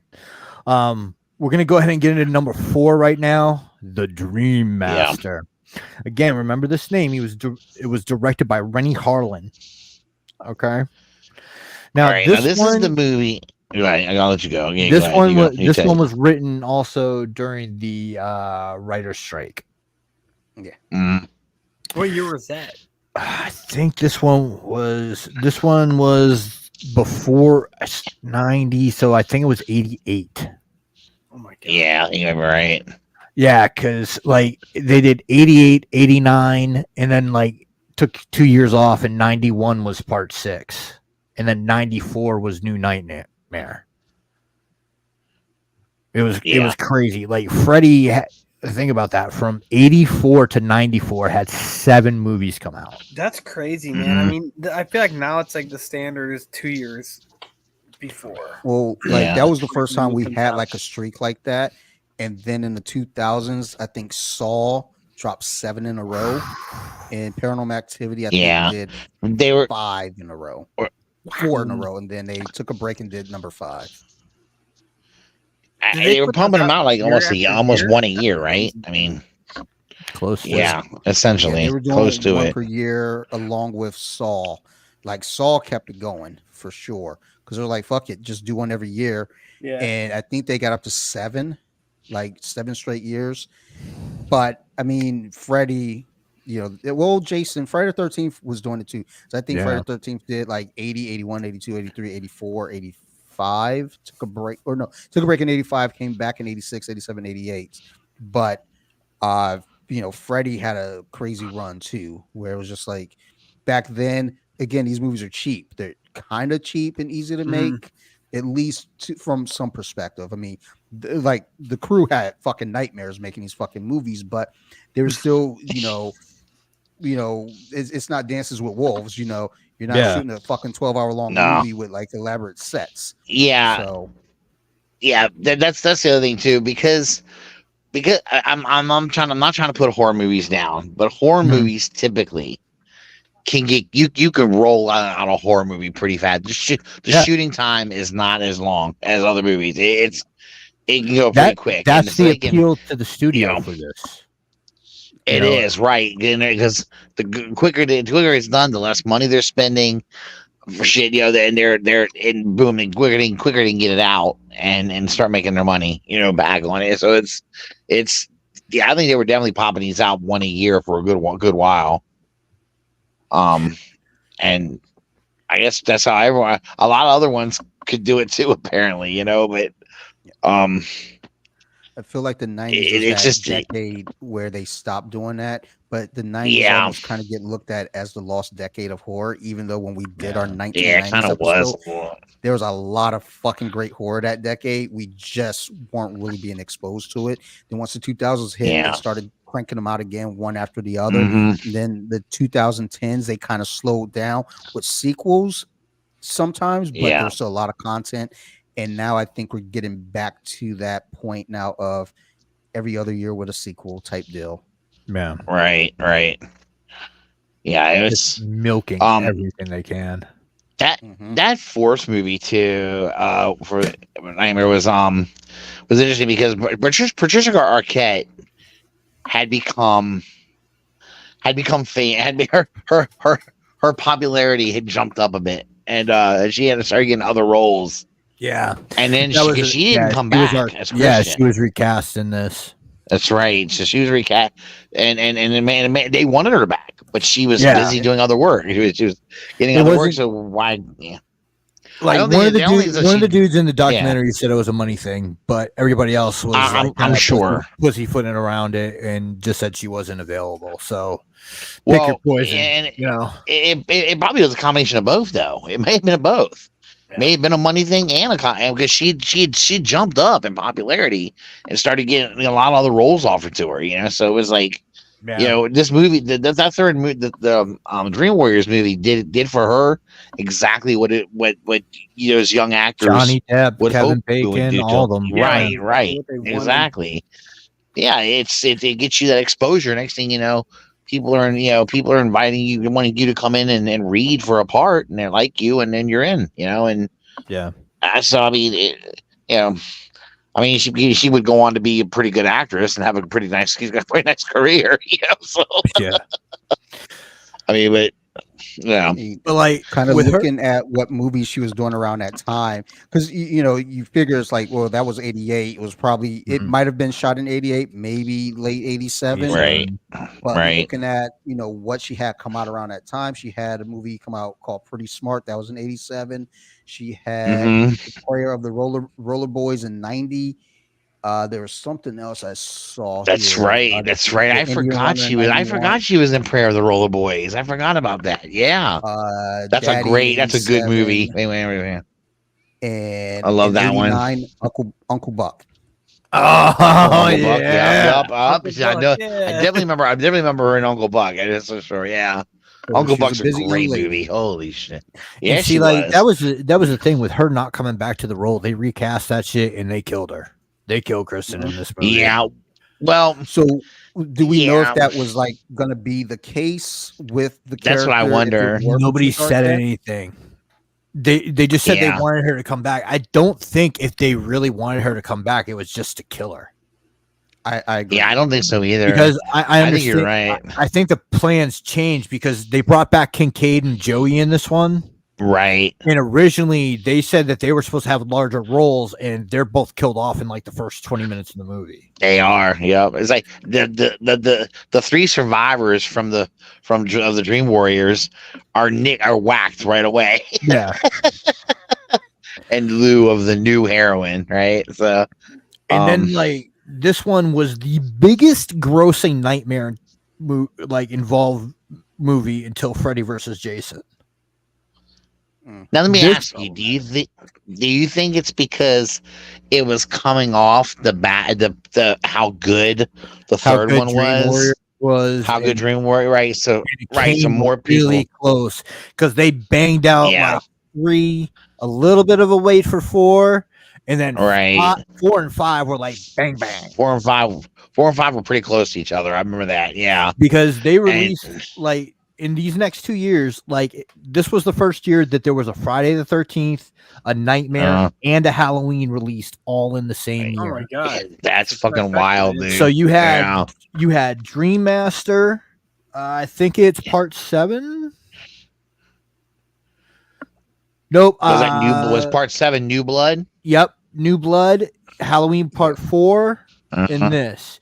And then the next one was 5, 8, which would have been Manhattan. Yes. Mhm. And part 5 for Halloween, which was the one before he went all crazy in It's like 6. what, The Revenge of Michael Myers. Right. Revenge of Michael Myers. Yeah. Right. Yeah, that's wild, dude. Yeah. That's crazy as shit. I think 88 maybe or 89 we had Child's Play. 88 I believe so. Child's Play. Oh That's yeah, not- so yeah, yeah, Chucky joining in the mix. It was a year. So Holy shit. Yeah, that's interesting. I didn't realize that they all. That's fucking great. Now, like Like- this, they had like- shown. Oh, sorry. Go ahead, bro. no, I was just thinking like 1988 in horror is almost kind of like 2022 in horror was a big year. We had a lot of releases, a lot of big releases. Mhm. I feel like the same thing with 88 was kind of that same thing. It was like everything just Yeah. hit all at once and it was like, oh my Yeah. god.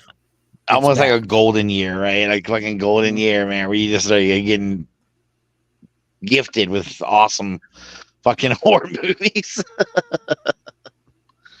I think it's cool to have all of them out. That's badass shit. Damn. I mean, because I remember the best thing to do when you were kids was to, and if you were fans of all three especially, but everyone always had their favorite.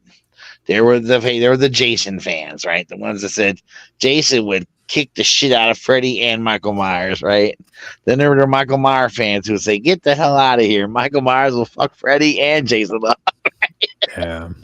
And then you'd have the Freddy fans go, "You're crazy, man." As soon as them fuckers go to sleep, Freddy's got their asses. And that's what we saw in Freddy versus Jason. You know, they had the equal footing. Yeah. That's what you're going to get Right. if they cross over any other Halloween or, you know, Absolutely. because like Absolutely. the proposed sequel was one they did in comics, and it was Freddy versus Jason versus Ash from Evil Dead. Yep, that's right. Yeah. That's right. From Evil Dead. Yep. But like another there's thing the about this pixie. movie was after they killed Kristen, they introduced the new heroine, Alice. And so Alice, like there's yep. a couple Alice in Wonderland references in this where she breaks the mirror and Yep. falls through. Fucking Freddy, Mhm. welcome to Wonderland, you know, shit like that. Yeah. Um, That's the scene where he has another good line. How sweet, fresh meat. yeah. Yeah. In this one, Danny Hassel played Dan, and originally in the script they were brother and sister, which is really weird because with the storyline how it goes, those two are boyfriend girlfriend, and then you know the dream child comes in part 5. Yeah, but he made. I remember. I think they changed it up because they made her end up being. Her brother was the martial arts kid. Yeah. Instead of Dan, And he showed her yeah, that and kid, who was. and yeah. Yeah. Now her power was interesting because she had the ability to take another person's power from them and make it her own. So like every time Freddy would kill somebody, she'd get their ability. Yeah, she got Like, stronger so it's every like- time Freddy kills somebody. Right. Yeah, she's getting stronger. He's getting the soul. She gets the power. You know, so it's like, all right. That was kind of fun. That was kind of cool. It added there's the worm thing you were talking about. All right. I'm watching part 3 right now. Now, behind the scenes, like in this documentary, they show like there's a climactic scene in this one. Yeah. Like they show everybody in Freddy's chest and shit. Well, this was a built set, and this fucker fell on everybody. Oh wow. Yeah, they don't say if anybody was injured or anything. It didn't look all that serious, but it was quiet as a pin drop when that thing fell on all the principals, the fucking stunt people inside it. That's fucking crazy, dude. Holy shit. Oh man. Now we're getting on to that's part fine. 5, the Dream Child. Unless anybody Yeah. had anything else on 4. Well, no, I'm just gonna say 4 was I can't remember if it was 4 or 5 that has the scene where it's a pizza and all these little pieces of meat on the pizza are like little faces on it. Yeah, he I don't remember stabs. which one yes. I think that might have been right. Yeah. I think it was 5. That's why I think it was 5. I don't think I saw 5 but once, and I've seen 4 a few times, and I remember that, you know. But like 5, is Maybe it one was where I'm 4. like, I don't know. Maybe I thought it was 5, but maybe it was 4. It could have like really. It's- It could have been that impressionable that I saw it the one time. I was like, holy shit! I'll remember that forever. Yeah, because it's like he fucking stabs the one little meatball or whatever. And it's like, yeah, man, yeah, I definitely. love, like, oh god, See, like that's the thing. Like 5 to me is like the low point in the franchise. I don't think that there's a worse nightmare. I don't know. Two maybe because of its weirdness, but I don't know. I think I like 2 better than 5 though. Two is kind of that weird one where it was like they didn't quite understand what to do with a sequel. I think by the time you get to Right. 5, you have legs, you understand what you should be doing with the character. Yes. And I think their Yeah. idea was like, how can we develop this character any further? Well, let's Right. give him a kid. Yeah. Yeah, and it was weird because the whole premise of it, right, was that he was gonna be reborn. Through the kid. Yeah. He was gonna be in this kid. He was gonna possess this baby and be reborn, right, and come back to life. And it was Freddy's Rosemary's baby. yes, yeah, yes, good, right. Good, because I mean there was all the throwbacks to his mother being pregnant with him and she remember that there's a Amanda scene Kruger. where she gives birth. Yeah, Amanda Kruger. Yep. Yeah, you find a lot more about her, and what happened to her. Oh God, that was that's one of the horrific as things. shit. Yeah, Son of a Thousand Maniacs. Ooh, So basically, yes. They showed a scene where Amanda Kruger was graped by 1,000 lunatics. Yeah, it's crazy. It's pretty insane. Just feel like whoever's in charge of staffing that night at the asylum probably lost their job. Yeah, HR. I would hope so. A bit of a shame. Definitely. Headache. Or HR nightmare, Yeah, it was. if you will. Now, again, the name of the director on this one is Stephen Hopkins. Okay. Another kind of weird thing about this one, there's a lot of production stuff about this, but this one had an effect that looks really familiar in a popular movie later, and it's called Harry Potter and the Order of the Phoenix. Okay. When you see Voldemort in the train station, looks almost exactly like Freddy in the opening of this damn movie. Yeah. I think you may be right about that. That's just true. Yeah. If you look at them side by side, it looks very, very similar. Originally, because this one was after the writer's strike, they were trying to get some more. They were trying to turn this around really quick and get a name that they could make some money with.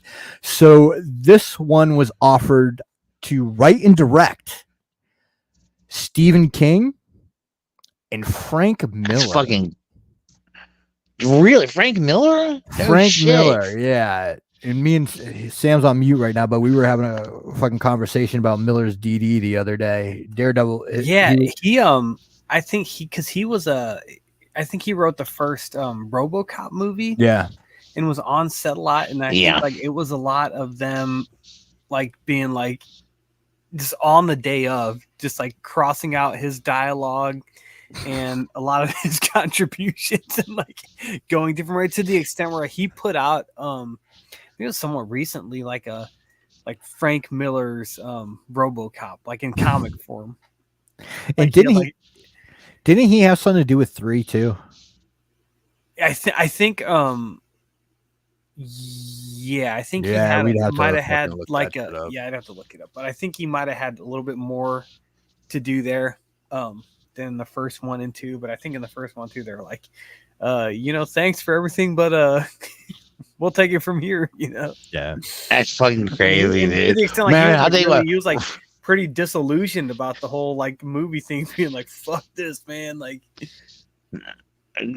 writers get treated like dirtbags, dude. Their work gets treated like shit. I'm telling you. Like, I feel like you have to kind of expect it to, because it's at the end of the day. I mean, he had been paid for the work, right? Like, but for a lot of those guys, they take that shit very personally when their fucking writing is just thrown out, and I get it, but it's, he seems like this the type of one to definitely do that. And this is before he went crazy and then came back. Right. I think he was just born, Nick. I think he was just born crazy. Like, well, no, dude. Remember, he was doing like all that anti-Islamic shit. Yeah, right, that's true. Yeah, he wrote, and he was trying to get DC to publish Batman: Holy Terror, which was like Batman versus ISIS. Yeah. He was he really went on. He's of a type. Yeah, a little wacko, man. But that one was wild because it did touch on some weird shit. I mean, you're talking about an unborn child and being possession of an unborn child. I mean, it was a really weird way of going about it. But I mean, remember when you showed him being born, the little tiny little fucking creature. Yeah, that's what I was talking about. It around was and exactly shit. like fucking Yeah. Voldemort. It did. It kind of did. It's like. Now, the other thing that may have added to like the shittiness of this movie was it was filmed in 4 weeks and edited in 4 weeks. They clearly were in a fucking world record pace to get the shit done and out. I mean, the script was changing constantly enough that like they were working not from a script at most points, but storyboards. So like they didn't have time to rewrite shit, so they would storyboard it and add like fucking comic word balloons for dialogue. That is insane, dude. No. That's wild. This movie also has one of the coolest friggin' scenes, and it's when Dan dies, and he becomes that like motorized motorcycle dude. And like, because he ends up in a car and he has an accident, right? Yeah. And then like in his death scene, like his neck snaps like that unnatural way where he's like crack, and then he starts talking to Freddy's voice nasty. To his sister, to his girlfriend Alice and shit. Yeah. But I really feel that like this movie Halloween gets a lot of shit for 6. Yeah, it does, but I don't know. I think this was worse than 6. Yeah, it almost feels like they were just like, fuck that. Let's just throw another one out there, get it done really quick, throw it out there. We're gonna ride on the fact that we're riding high popular as shit right now. Mm-hmm. Let's just go for it. Throw some shit out there, I mean. I think during this era of horror, especially with the icons, of the genre at that point, it was really like we're just going off the power of the name. These scripts can be whatever you want them to be, because that Halloween was trash. That Nightmare on Elm Street was trash. I mean, Jason took a bit of a break from Manhattan, but I mean, it's beloved and remembered for like its hilarity, but it's still fucking trash. Yeah. Chucky, I think by this point, was kind of growing, but even that was starting to get the bad rap. Candyman came out and it kind of gave some new life in '92 to the genre. But we started looking at these classics now with Freddy and Jason and Michael, and it's like, what are we doing? We're just living off the name of these characters, and it's going to make money because people know the name, and that lasted until about the end of the decade when motherfuckers was like, this shit is dumb. But Wes Craven moved on by that point from that into Scream, and kind of help carry on to something new. But you could only go so long off those names, and I think this movie kind of proved it. Yeah, I am surprised that New Nightmare got made after 5 and 6, because because I guess it was just saying because moving off 5 and going to 6, the director of this one is Rachel Talalay, and she is one of the most revered Doctor Who directors of all time, and she's done some other small films, and we'll get back to that when we start talking about the directors of these movies at this point. Right. But this movie is a fucking mess. Freddie, that was Freddy's dead. The final nightmare. Okay. Yeah. We get introduced to Freddy's daughter. We're given a false hero at the beginning. We think it's going to be our antagonist, which is this completely unlikable little douchebag. Yaphet Kotto is completely underused in this. Like one of the best character actors in the 80s and 90s, and he's maybe got like 4 minutes on screen, and all of it is just like insipid, him teaching the white girl how to fucking fight Freddy. Pretty much, that's his only use. It's not much. Yeah, see, like it's a good actor, and they just didn't do anything with him. Yeah. Him, and I remember he had a relationship with the with the badass girl. The Yeah, that's chick, what I was saying. yeah, her, and then yeah, it's weird, man. It was a waste. You're right. I remember. I couldn't believe he sometimes was in that wonder, movie. like when you have films like this and you have like a really good actor, it's like almost like, well, we weren't expecting this, so Yeah. an actor wants to do some real acting. It's like, yeah, we just wanted you here. We didn't really want your input. Yeah. Like we just kind of Right. needed This you to is sell some tickets. Like Michael Like, Caine hey, in this is like Jaws the Revenge. I love hearing him talk about that. If anybody yeah. ever has time on YouTube, search that That's shit up. funny as shit. He's like, guys, I wanted to build a house. Yeah. Built a house in Jamaica or some shit like that. Yeah. But I mean, you can tell he's like he looked at the script. He was like, this is complete garbage, but fuck, they're gonna pay me. I'll go to the house. Yeah, I'd go with it. Now, Yeah, I don't why know if not, you know? I'm missing any of the cameos, but I mean, this is like a product of its era, like a motherfucker. We get Johnny Depp in anti-drug Yep, commercial. he has the. That's right. Yep. Roseanne and Tom Arnold. That's right. They play the wackos in Yep. Springwood that Childless, are the childless parents. Yep. Yep. Yeah. It's Alice crazy, Cooper dude. Alice, yes. Yep. He plays plays Freddy's like father. Freddy's yeah. Is it Freddy's dad or is yeah, I think it is Freddy's dad, right? I think Yeah. I'm not sure if it was biological. It might have been like his adopted dad or something, but I remember. Yeah. Well, obviously it's his adopted dad. Yeah, that's right. Because he's a son of a million maniacs, or whatever, the maniacs. No. But yeah, I remember he whips the shit out of him. And he's laughing. Yeah. See, my big complaint to for that movie is what we were talking about earlier too, is like that. I feel like they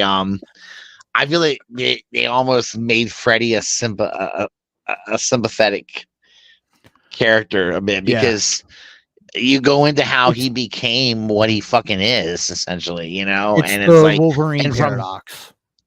Yes, everybody wanted to know Wolverine's origin, what happened in his past. They give it to you, and it's horrible. Same thing with Freddy. Yeah, right. And I like you want a villainous, monstrous fucker like that to not be sympathetic. You just don't want that in any way. And I kind of felt like they went. Well, I will say this: I feel like they went there. They did what they could to make you baby sympathetic to him, toward him. But then he's still Freddy Krueger, and you're like, yeah, man, kill that motherfucker, dude. Yeah. I think also by this point, just again, when we talk about these icon characters, these, of this genre, people loved Freddy.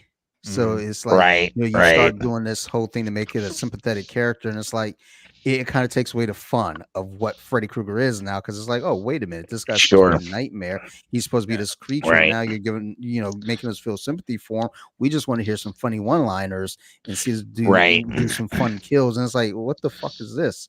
Like, I'm gonna be honest, like 5 and 6, I don't have a memory of them, because if I watched them, it was one time. And I was like, not doing that again. It's probably because you're right. They were very forgettable because they weren't Freddy. I think the edge was lost. Like there was because even though he was funny, there was still a bit of an edge to him, And I think after when you got to the 5th one and then the last one, the Freddy's Dead one, that edge was gone, and it became more about just corny one-liners. Yeah, and what creative way they were going to whack some kid, What crazy was he going to do to him, Yeah, talking about whacking some kid, I forgot Breckin Myers in this movie also. Yes.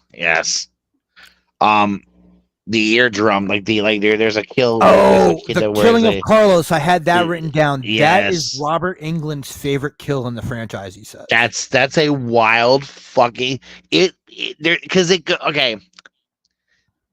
I like what they did. The effect, it was a neat effect what they did with the movie. when the kid's ear like what's it hearing aid is gone, it's gone. I mean, when it's out of his ear and Freddy has it, you it's quiet, it's silent. Yeah. You don't hear it's like you don't hear him because he can't hear. And Freddy's like behind him making all this noise and fucking around and laughing at him and shit and it's kind of funny. It's terrible to laugh at it, but it's kind of funny because of all the but it's a cool effect because it goes turns into like a silent fucking movie. Like, what the fuck? Yeah, so it was So like it was it cool. was just slapstick routine mixed in with a scanner. Yeah. Still. Absolutely. No. And then when he does get the earpiece back from Freddy, when he gets it back, Freddy had fucked with it. So it's like, it goes and turns like these little claw things come out of it and go into that kid's head, and Freddy starts making noises and it's all amped up. No. It's really an interesting. Oh, here we go. Talking prime time, bitch. Here we go. Like, I need to revisit those films just to see them from an adult like viewpoint now, because I watched them when I was like a kid, like a teenager, and I was just like, yeah, nah. Now I think they're all on Max now, so it's like I'll probably, go watch them tomorrow midday, and just like, you know what, it's probably the safest time to watch them because it's like, oh, football's on. Here's an excuse to turn it off. But like I say, it's funny that even though they I don't know what do you call it, jump the shark by that point with Freddy. Oh yeah. But they still had the ability to do some crazy kills, to do some weird shit in it, and Freddy still, was comical, I'll say. Yeah. I think Freddy was Saw before Saw in the sense of like, we're just showing up for the kills. Yeah. Pretty much. You want to see the situation, the kills, and of course with Freddy, it's a lot of the one-liner. You want to know what crazy shit you're gonna say, like when they got the one kid, he's playing the video game with the kid and the kid's inside the video game. Now you're playing with power. Yeah, and then they steal the control thing from it. He goes, "You forgot the power glove." Yeah. It's fucking nuts, dude. Oh man, I think like if you go back and watch 6 has like that Batman 1966 like appeal. Kinda, yeah, it does. It has its moments, but by that point, I feel like the movies had run their course a bit. I really do. The 3D gimmick in this was really bad too.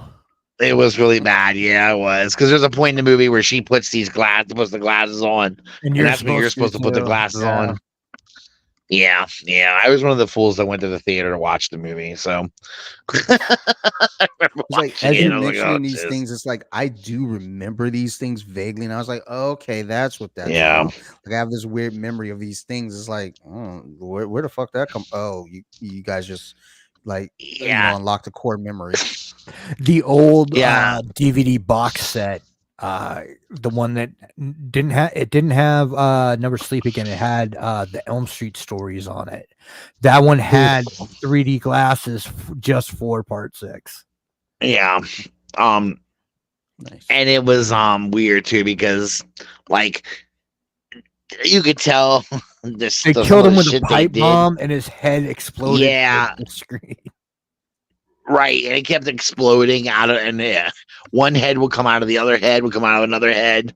It was created just to utilize the 3D effect. That's all it was.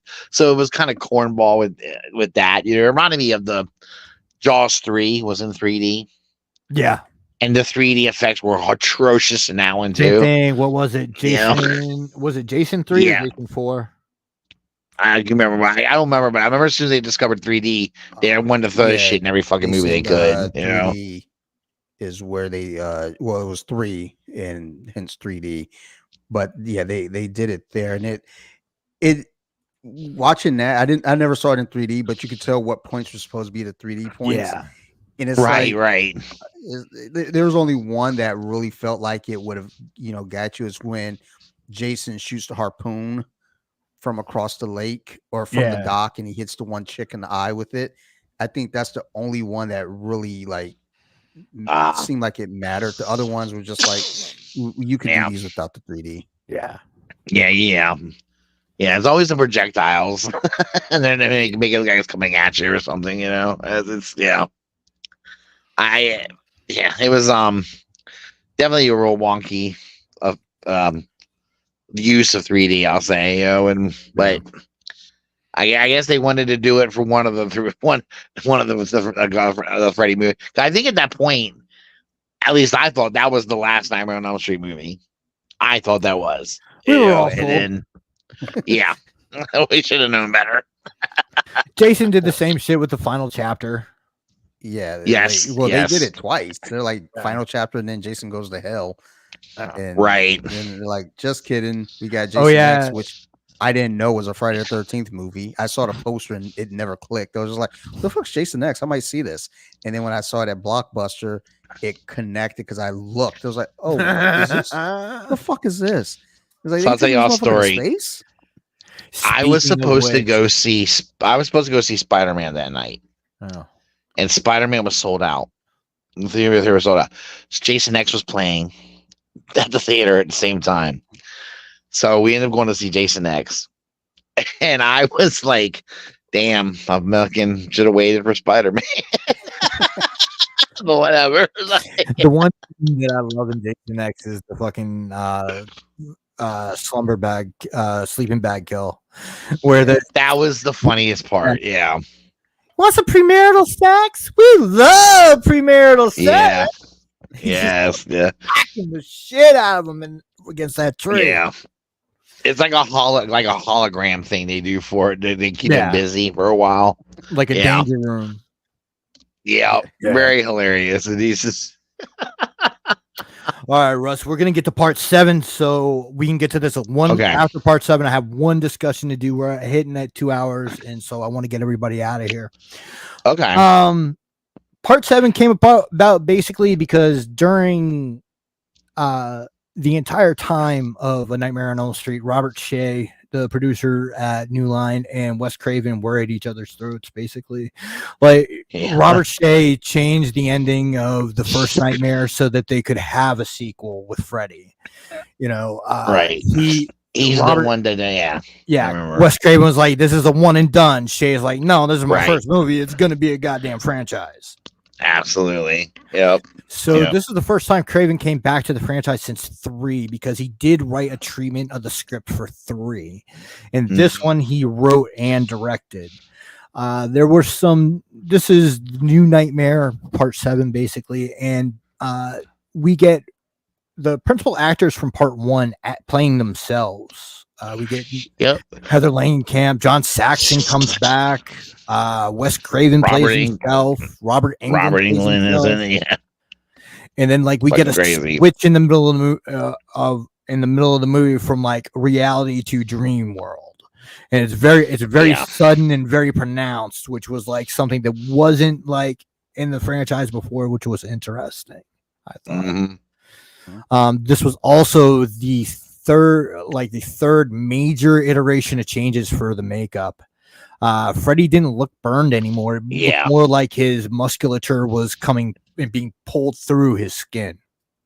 It was weird looking. And they made him buff as hell in this with some kind of shoulder pads and sweater, the trench coat, and they leaned into this time the fact that he was a child molester. Yeah, they also kind of wanted you. I think that the physical changes were because they wanted him to look more menacing, I think, in this one. They definitely did. And boy. There were, this one is probably regarded as fair to middling. I'd say. Yeah. But there's some scenes in that movie that are like some of the best in the franchise. Like when that dinosaur gets cut up and the kid's scared about it, that's really good. The recall for Yeah. the phone thing with Heather Langenkamp. And there's some other really good scenes, like the one at Yeah. the hospital where the lady that played the teacher in the first one plays the nurse with the meds, trying to get her to sleep. Like, there's some Yep. really good callbacks in this one, and I think after 5 and 6, like it was a chance to reinvigorate the franchise if the movie had Mhm. done any better. Well, Right. I feel like with that one, Mhm. even though the intent was to reinvigorate the franchise, they actually kind of, gave a Regressed breath it. of fresh air. Well, so they pumped back up the horror genre though, because you get meta horror here, and this is what we then get the basis for with Scream. Yeah. And then Scream did its own thing, and then the horror genre, the slasher genre, came back to life with that. I Know What You Did Last Summer, Urban Legends, all Right. these movies. So, Right. and the precursor to that was this movie. This Yeah. movie set that up, and then Scream came, which was directed by Wes Craven. And then from that point, all those other films kind of went that same direction. Not so much meta with the other films, but they went with the same tropes, and they made horror grounded again, where Yeah. before, we got all these slashers and these killers that could never be killed because they're supernatural in some way. And you get this new form of horror where they are aware that they're in a horror Right. movie, and Yeah. now you're seeing that in these other films. That's true, because and Scream, it's like all they keep doing is talking about the rules of a horror movie. It's about the movie and shit. Well, yeah, because by the time you get to Wes Craven's New Nightmare, what was that, 94? Yep. We are all everyone, the viewers, everyone in the world is very aware of horror movies and the rules to a horror movie. And though they didn't play it that closely like that so much, but they set the table for Scream to eat off of that mill, and they ran with it. So Yeah. whenever we talk about horror and where it started going to in the later years, I feel like this movie should take a lot of credit for that, because before it was just like horror movies were just horror movies, but you weren't really getting horror movies that are playing by the rules of like, we are in a horror movie. We know we're in a horror movie. And everyone Right. watching horror movies up to that point, we always scream like, don't go in that room. Don't do this. Don't do that. We know the Right. rules. Right. Yeah. Yeah, Absolutely. and like you say, it comes from both Wes Craven and Kevin Williamson. Yeah. Because Kevin Williamson was the writer on Scream and I Know What You Did Last H2O. Summer. Yeah, H2O as well. Yeah. I think he had some hand in Urban Legends also. Mm. But yeah, Kevin Williamson, it all kind of comes from, again, Wes Craven going to Scream and Kevin Williamson being there as well. And then Kevin Williamson going on to do his other stuff. Wes Craven went on and did Cursed with Christina Ricci. So, they're still working. They're kind of breathing new life into the horror genre, where, like I said, the 90s is kind of considered the lost decade of horror. Yeah. Where you like, a lot of people always feel like, well, horror was so campy or so dumb in the 90s. It didn't feel like it had any life. But when you kind of look at it, that early part, yeah, you had those sequels that really had no heart to it. But then once you get to 94, they start saying, wait a minute, we've got this new thing from Wes Craven. And then 2 years later, he hits it in 96 again. Wait, we got this other thing from Wes Craven. And then the next year, wait, we got this thing from Kevin Williamson, who worked with Wes Craven on the Screen. And then, it just kind of snowballs into the 2000s. Yeah. And like you said, the meta thing, like those movies that we mentioned, like, I Know What You Did Last Summer, especially H2O, I felt like was like that self-referential and like are you a wrestling fan? Yes. Have you heard the term smart mark? Yes. It's almost like those are the start of smart mark horror movies. That makes sense. But yeah, this one was the last in what I consider like the original cycle of Freddy, because when we go from this, the next time we get to see him is in Freddy versus Jason, and then Jackie Earl Haley's reinvention in the remake. Right. And the remake was not. It didn't seem like it was received very well to me. A lot of people.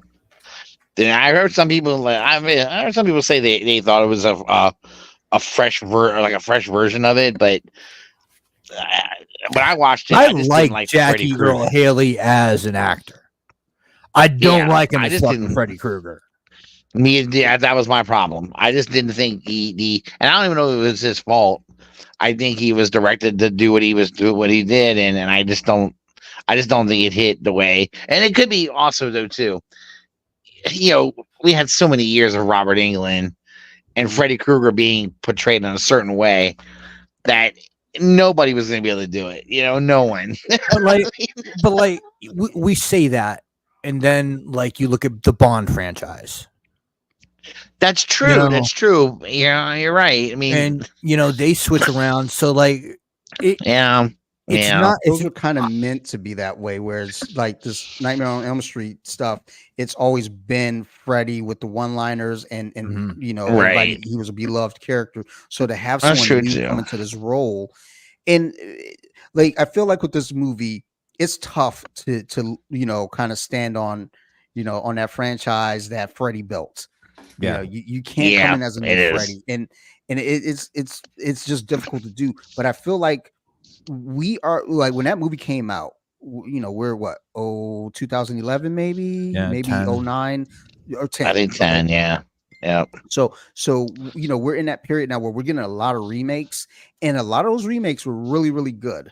And then we get to this one where it's a lot harder to do because you have an iconic character. Whereas like you take an Amityville, it's the house. That's the main villain. You got House of Wax. You had Texas Chainsaw Massacre, Dawn of the Dead. So you had all these remakes that found new life to these franchises. Then you come back with Freddy. And I mean, in Friday the 13th kind of hit weird, like it was, kind of a weird one too.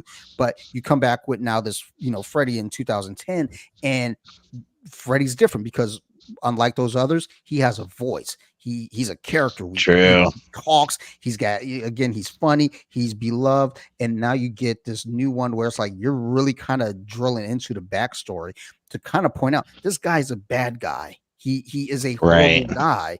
And people, I don't think really liked that. I think the makeup looked a little weird on him.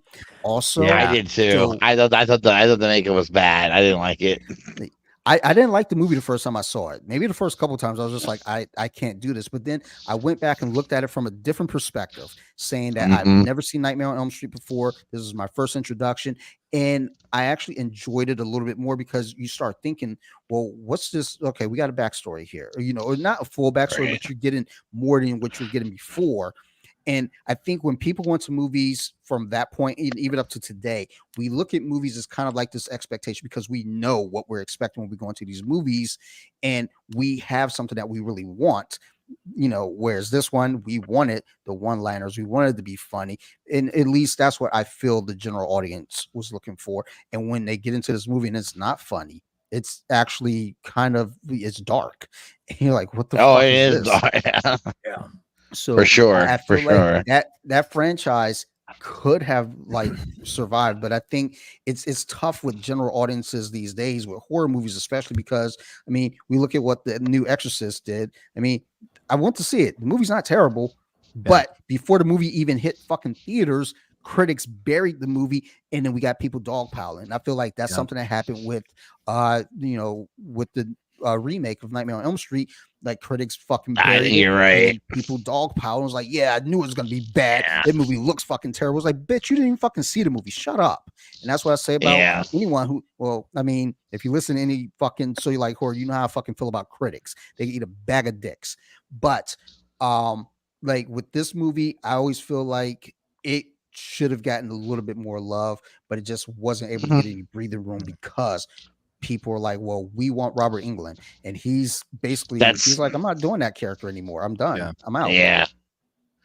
I think you're right. That's what that. When it came down to it was, I think people loved Robert Englund playing the role so much that there were people that were going to be resistant It to came anybody pretty. that played it. It came pretty quickly off of Freddy versus Jason too, didn't it? Yeah, that too. Yeah, I think it did. I think it did. So we had just seen the, and at least in the Friday the 13th movie, they still used Ken Kersinger. Yeah, yep. Yeah, for the remake. I feel like with the Jason films and even Michael Myers films, you can somewhat get away because again you got these silence guys behind a mask. Like right when you go to Rob Zombie's version, he used Tyler Mane, and that's a big motherfucker, and that's an imposing motherfucker. So it's like, oh my god, this shit is terrifying. You go to Jason, they always use someone that's fucking big and imposing, so it works. But when you go to Nightmare on Elm Street, it's like, well, what do we do here? We got someone with personality, and we can't duplicate that with anyone else. They tried it in 2, and it was a disaster. So they went back and got Robert's like, hey man, how much money you want? And that was the other thing, was like they were also trying to test Mark Patton to see if he could be the next Freddy, so that they wouldn't have to pay England again. Yeah, I mean, it could have worked if it didn't get weird. Yeah. See, what happened was the very thing that made Freddy stand out from the rest of them was the very thing that kept them trapped with the same actor playing him, and they couldn't. And they're gonna have, and he is, and Robert Englund realizing this, obviously was in a position to request a pretty good amount of money, to play the role. Whereas other horror movies, you're gonna put a mask on the lead and give him give him some torn up clothes and say, and a knife, and go, okay, go do it, and you're probably paying him peanuts, but hey, whatever, he's just gotta look menacing.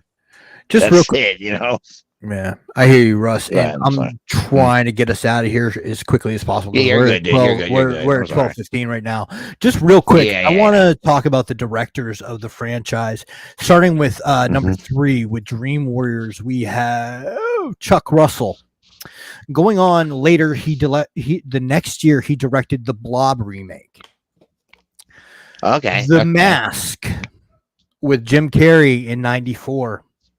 Eraser in '96, Bless the Child in 2000, The Scorpion King in 2002, and an episode of Fringe, which is a really underrated, sci-fi show, in 2010. So that's the director of 3. Rennie Harlan is the director of 4. So where did this go? Thank you. Sorry. Here we go with, after he does 4, The Dream Master, Die Hard 2, The Adventures of Ford Fairlane, Cliffhanger, Cutthroat Island, The Long Kiss Goodnight, Deep Blue Sea, Driven. Yeah. So that's the director of 4. See, again, it works for directors too, I guess, and writers. Probably, they'll write. Maybe they haven't had not much directing experience at all.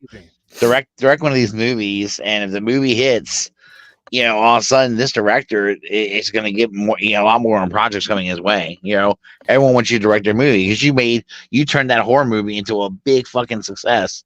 Hell yeah, come direct this movie next, and yeah. Now the next one we got for part 5, the one that we pretty much think is the worst. Right. He directed part 5 in '89. His name is Stephen Hopkins. 1990, Predator 2. 93, Judgment Night. That's an underrated movie. Great soundtrack. Yep. Blown Away in '94. I remember Blown Away. Yeah. Ghost in the Darkness in '96. 98, he had a little stumble, but it was still a big movie, was Lost in Space. He directed 12 episodes of 24. Oh damn, that was a good show. Californication, The That was another Fugitive, good one. and the Fugitive TV show. So Then he had some Yeah. decent work on him. And I mean, then you go from Rachel Talalay. She's done Doctor Who, Sherlock. Right. Let's see, Wind in the Willows, Tank Girl. Oh, she did We were Tank just Girl. talking That's about that cool. earlier. Yeah. Yeah. Yeah, but I just wanted, and I guess she's done like some of the episodes of The Flash, the new Quantum Leap, Legends of Tomorrow, Superman and Lois, which is another underrated show going on right now. Yeah. That third season of that was amazing. And again, in the interest of getting us out of here real quick, I'm going to, let's see, roll 6. Okay, we had 6 people in the live chat tonight. Nice. So what I'm going to go ahead and do for the, make sure this works right, roll dice. Oh, Jesus. Okay. So I need to go back there and roll 1. Okay. So I'm going to roll 1 dice. We had 6 people in the chat. I'm going to go from straight down the list, and whoever gets it wins both prints. Please, I'll announce your name here. I'll try to message you after the show, and we'll get you your stuff. Nice. All right. So we are rolling the dice. We're at 5. And I will tell you who that is. It is Tyler, the creator. So Awesome. Tyler, you won the print of Freddy and Candyman this week. So Congratulations, bro. Brandon said his phone pretty much died. Sam, God only knows, it's probably children trying to kill him. It's probably he's got yeah. babies and shit. So we're gonna go ahead and get out of here. We went 2.5 hours. Thank you very much for coming on, Dante. I appreciate Yeah, you. man, it's good to have you, brother. Oh, thanks. Thanks for having me. Especially you got your knowledge of the horror. Yeah, It's great, man. It's nice to have someone who also can, contribute on it. It's great. Educate me too, because my knowledge is kind of I mean, I watch horror movies every single night, literally every night. That's what I go to bed to. Weirdly, nice. I got trauma. all right. Yeah, I got trauma. That's gonna be the line of the show. All right, man. So thank everybody. Love y'all. We're gonna go ahead and get out of here. Peace, love, and hair grease. We're out. Adios.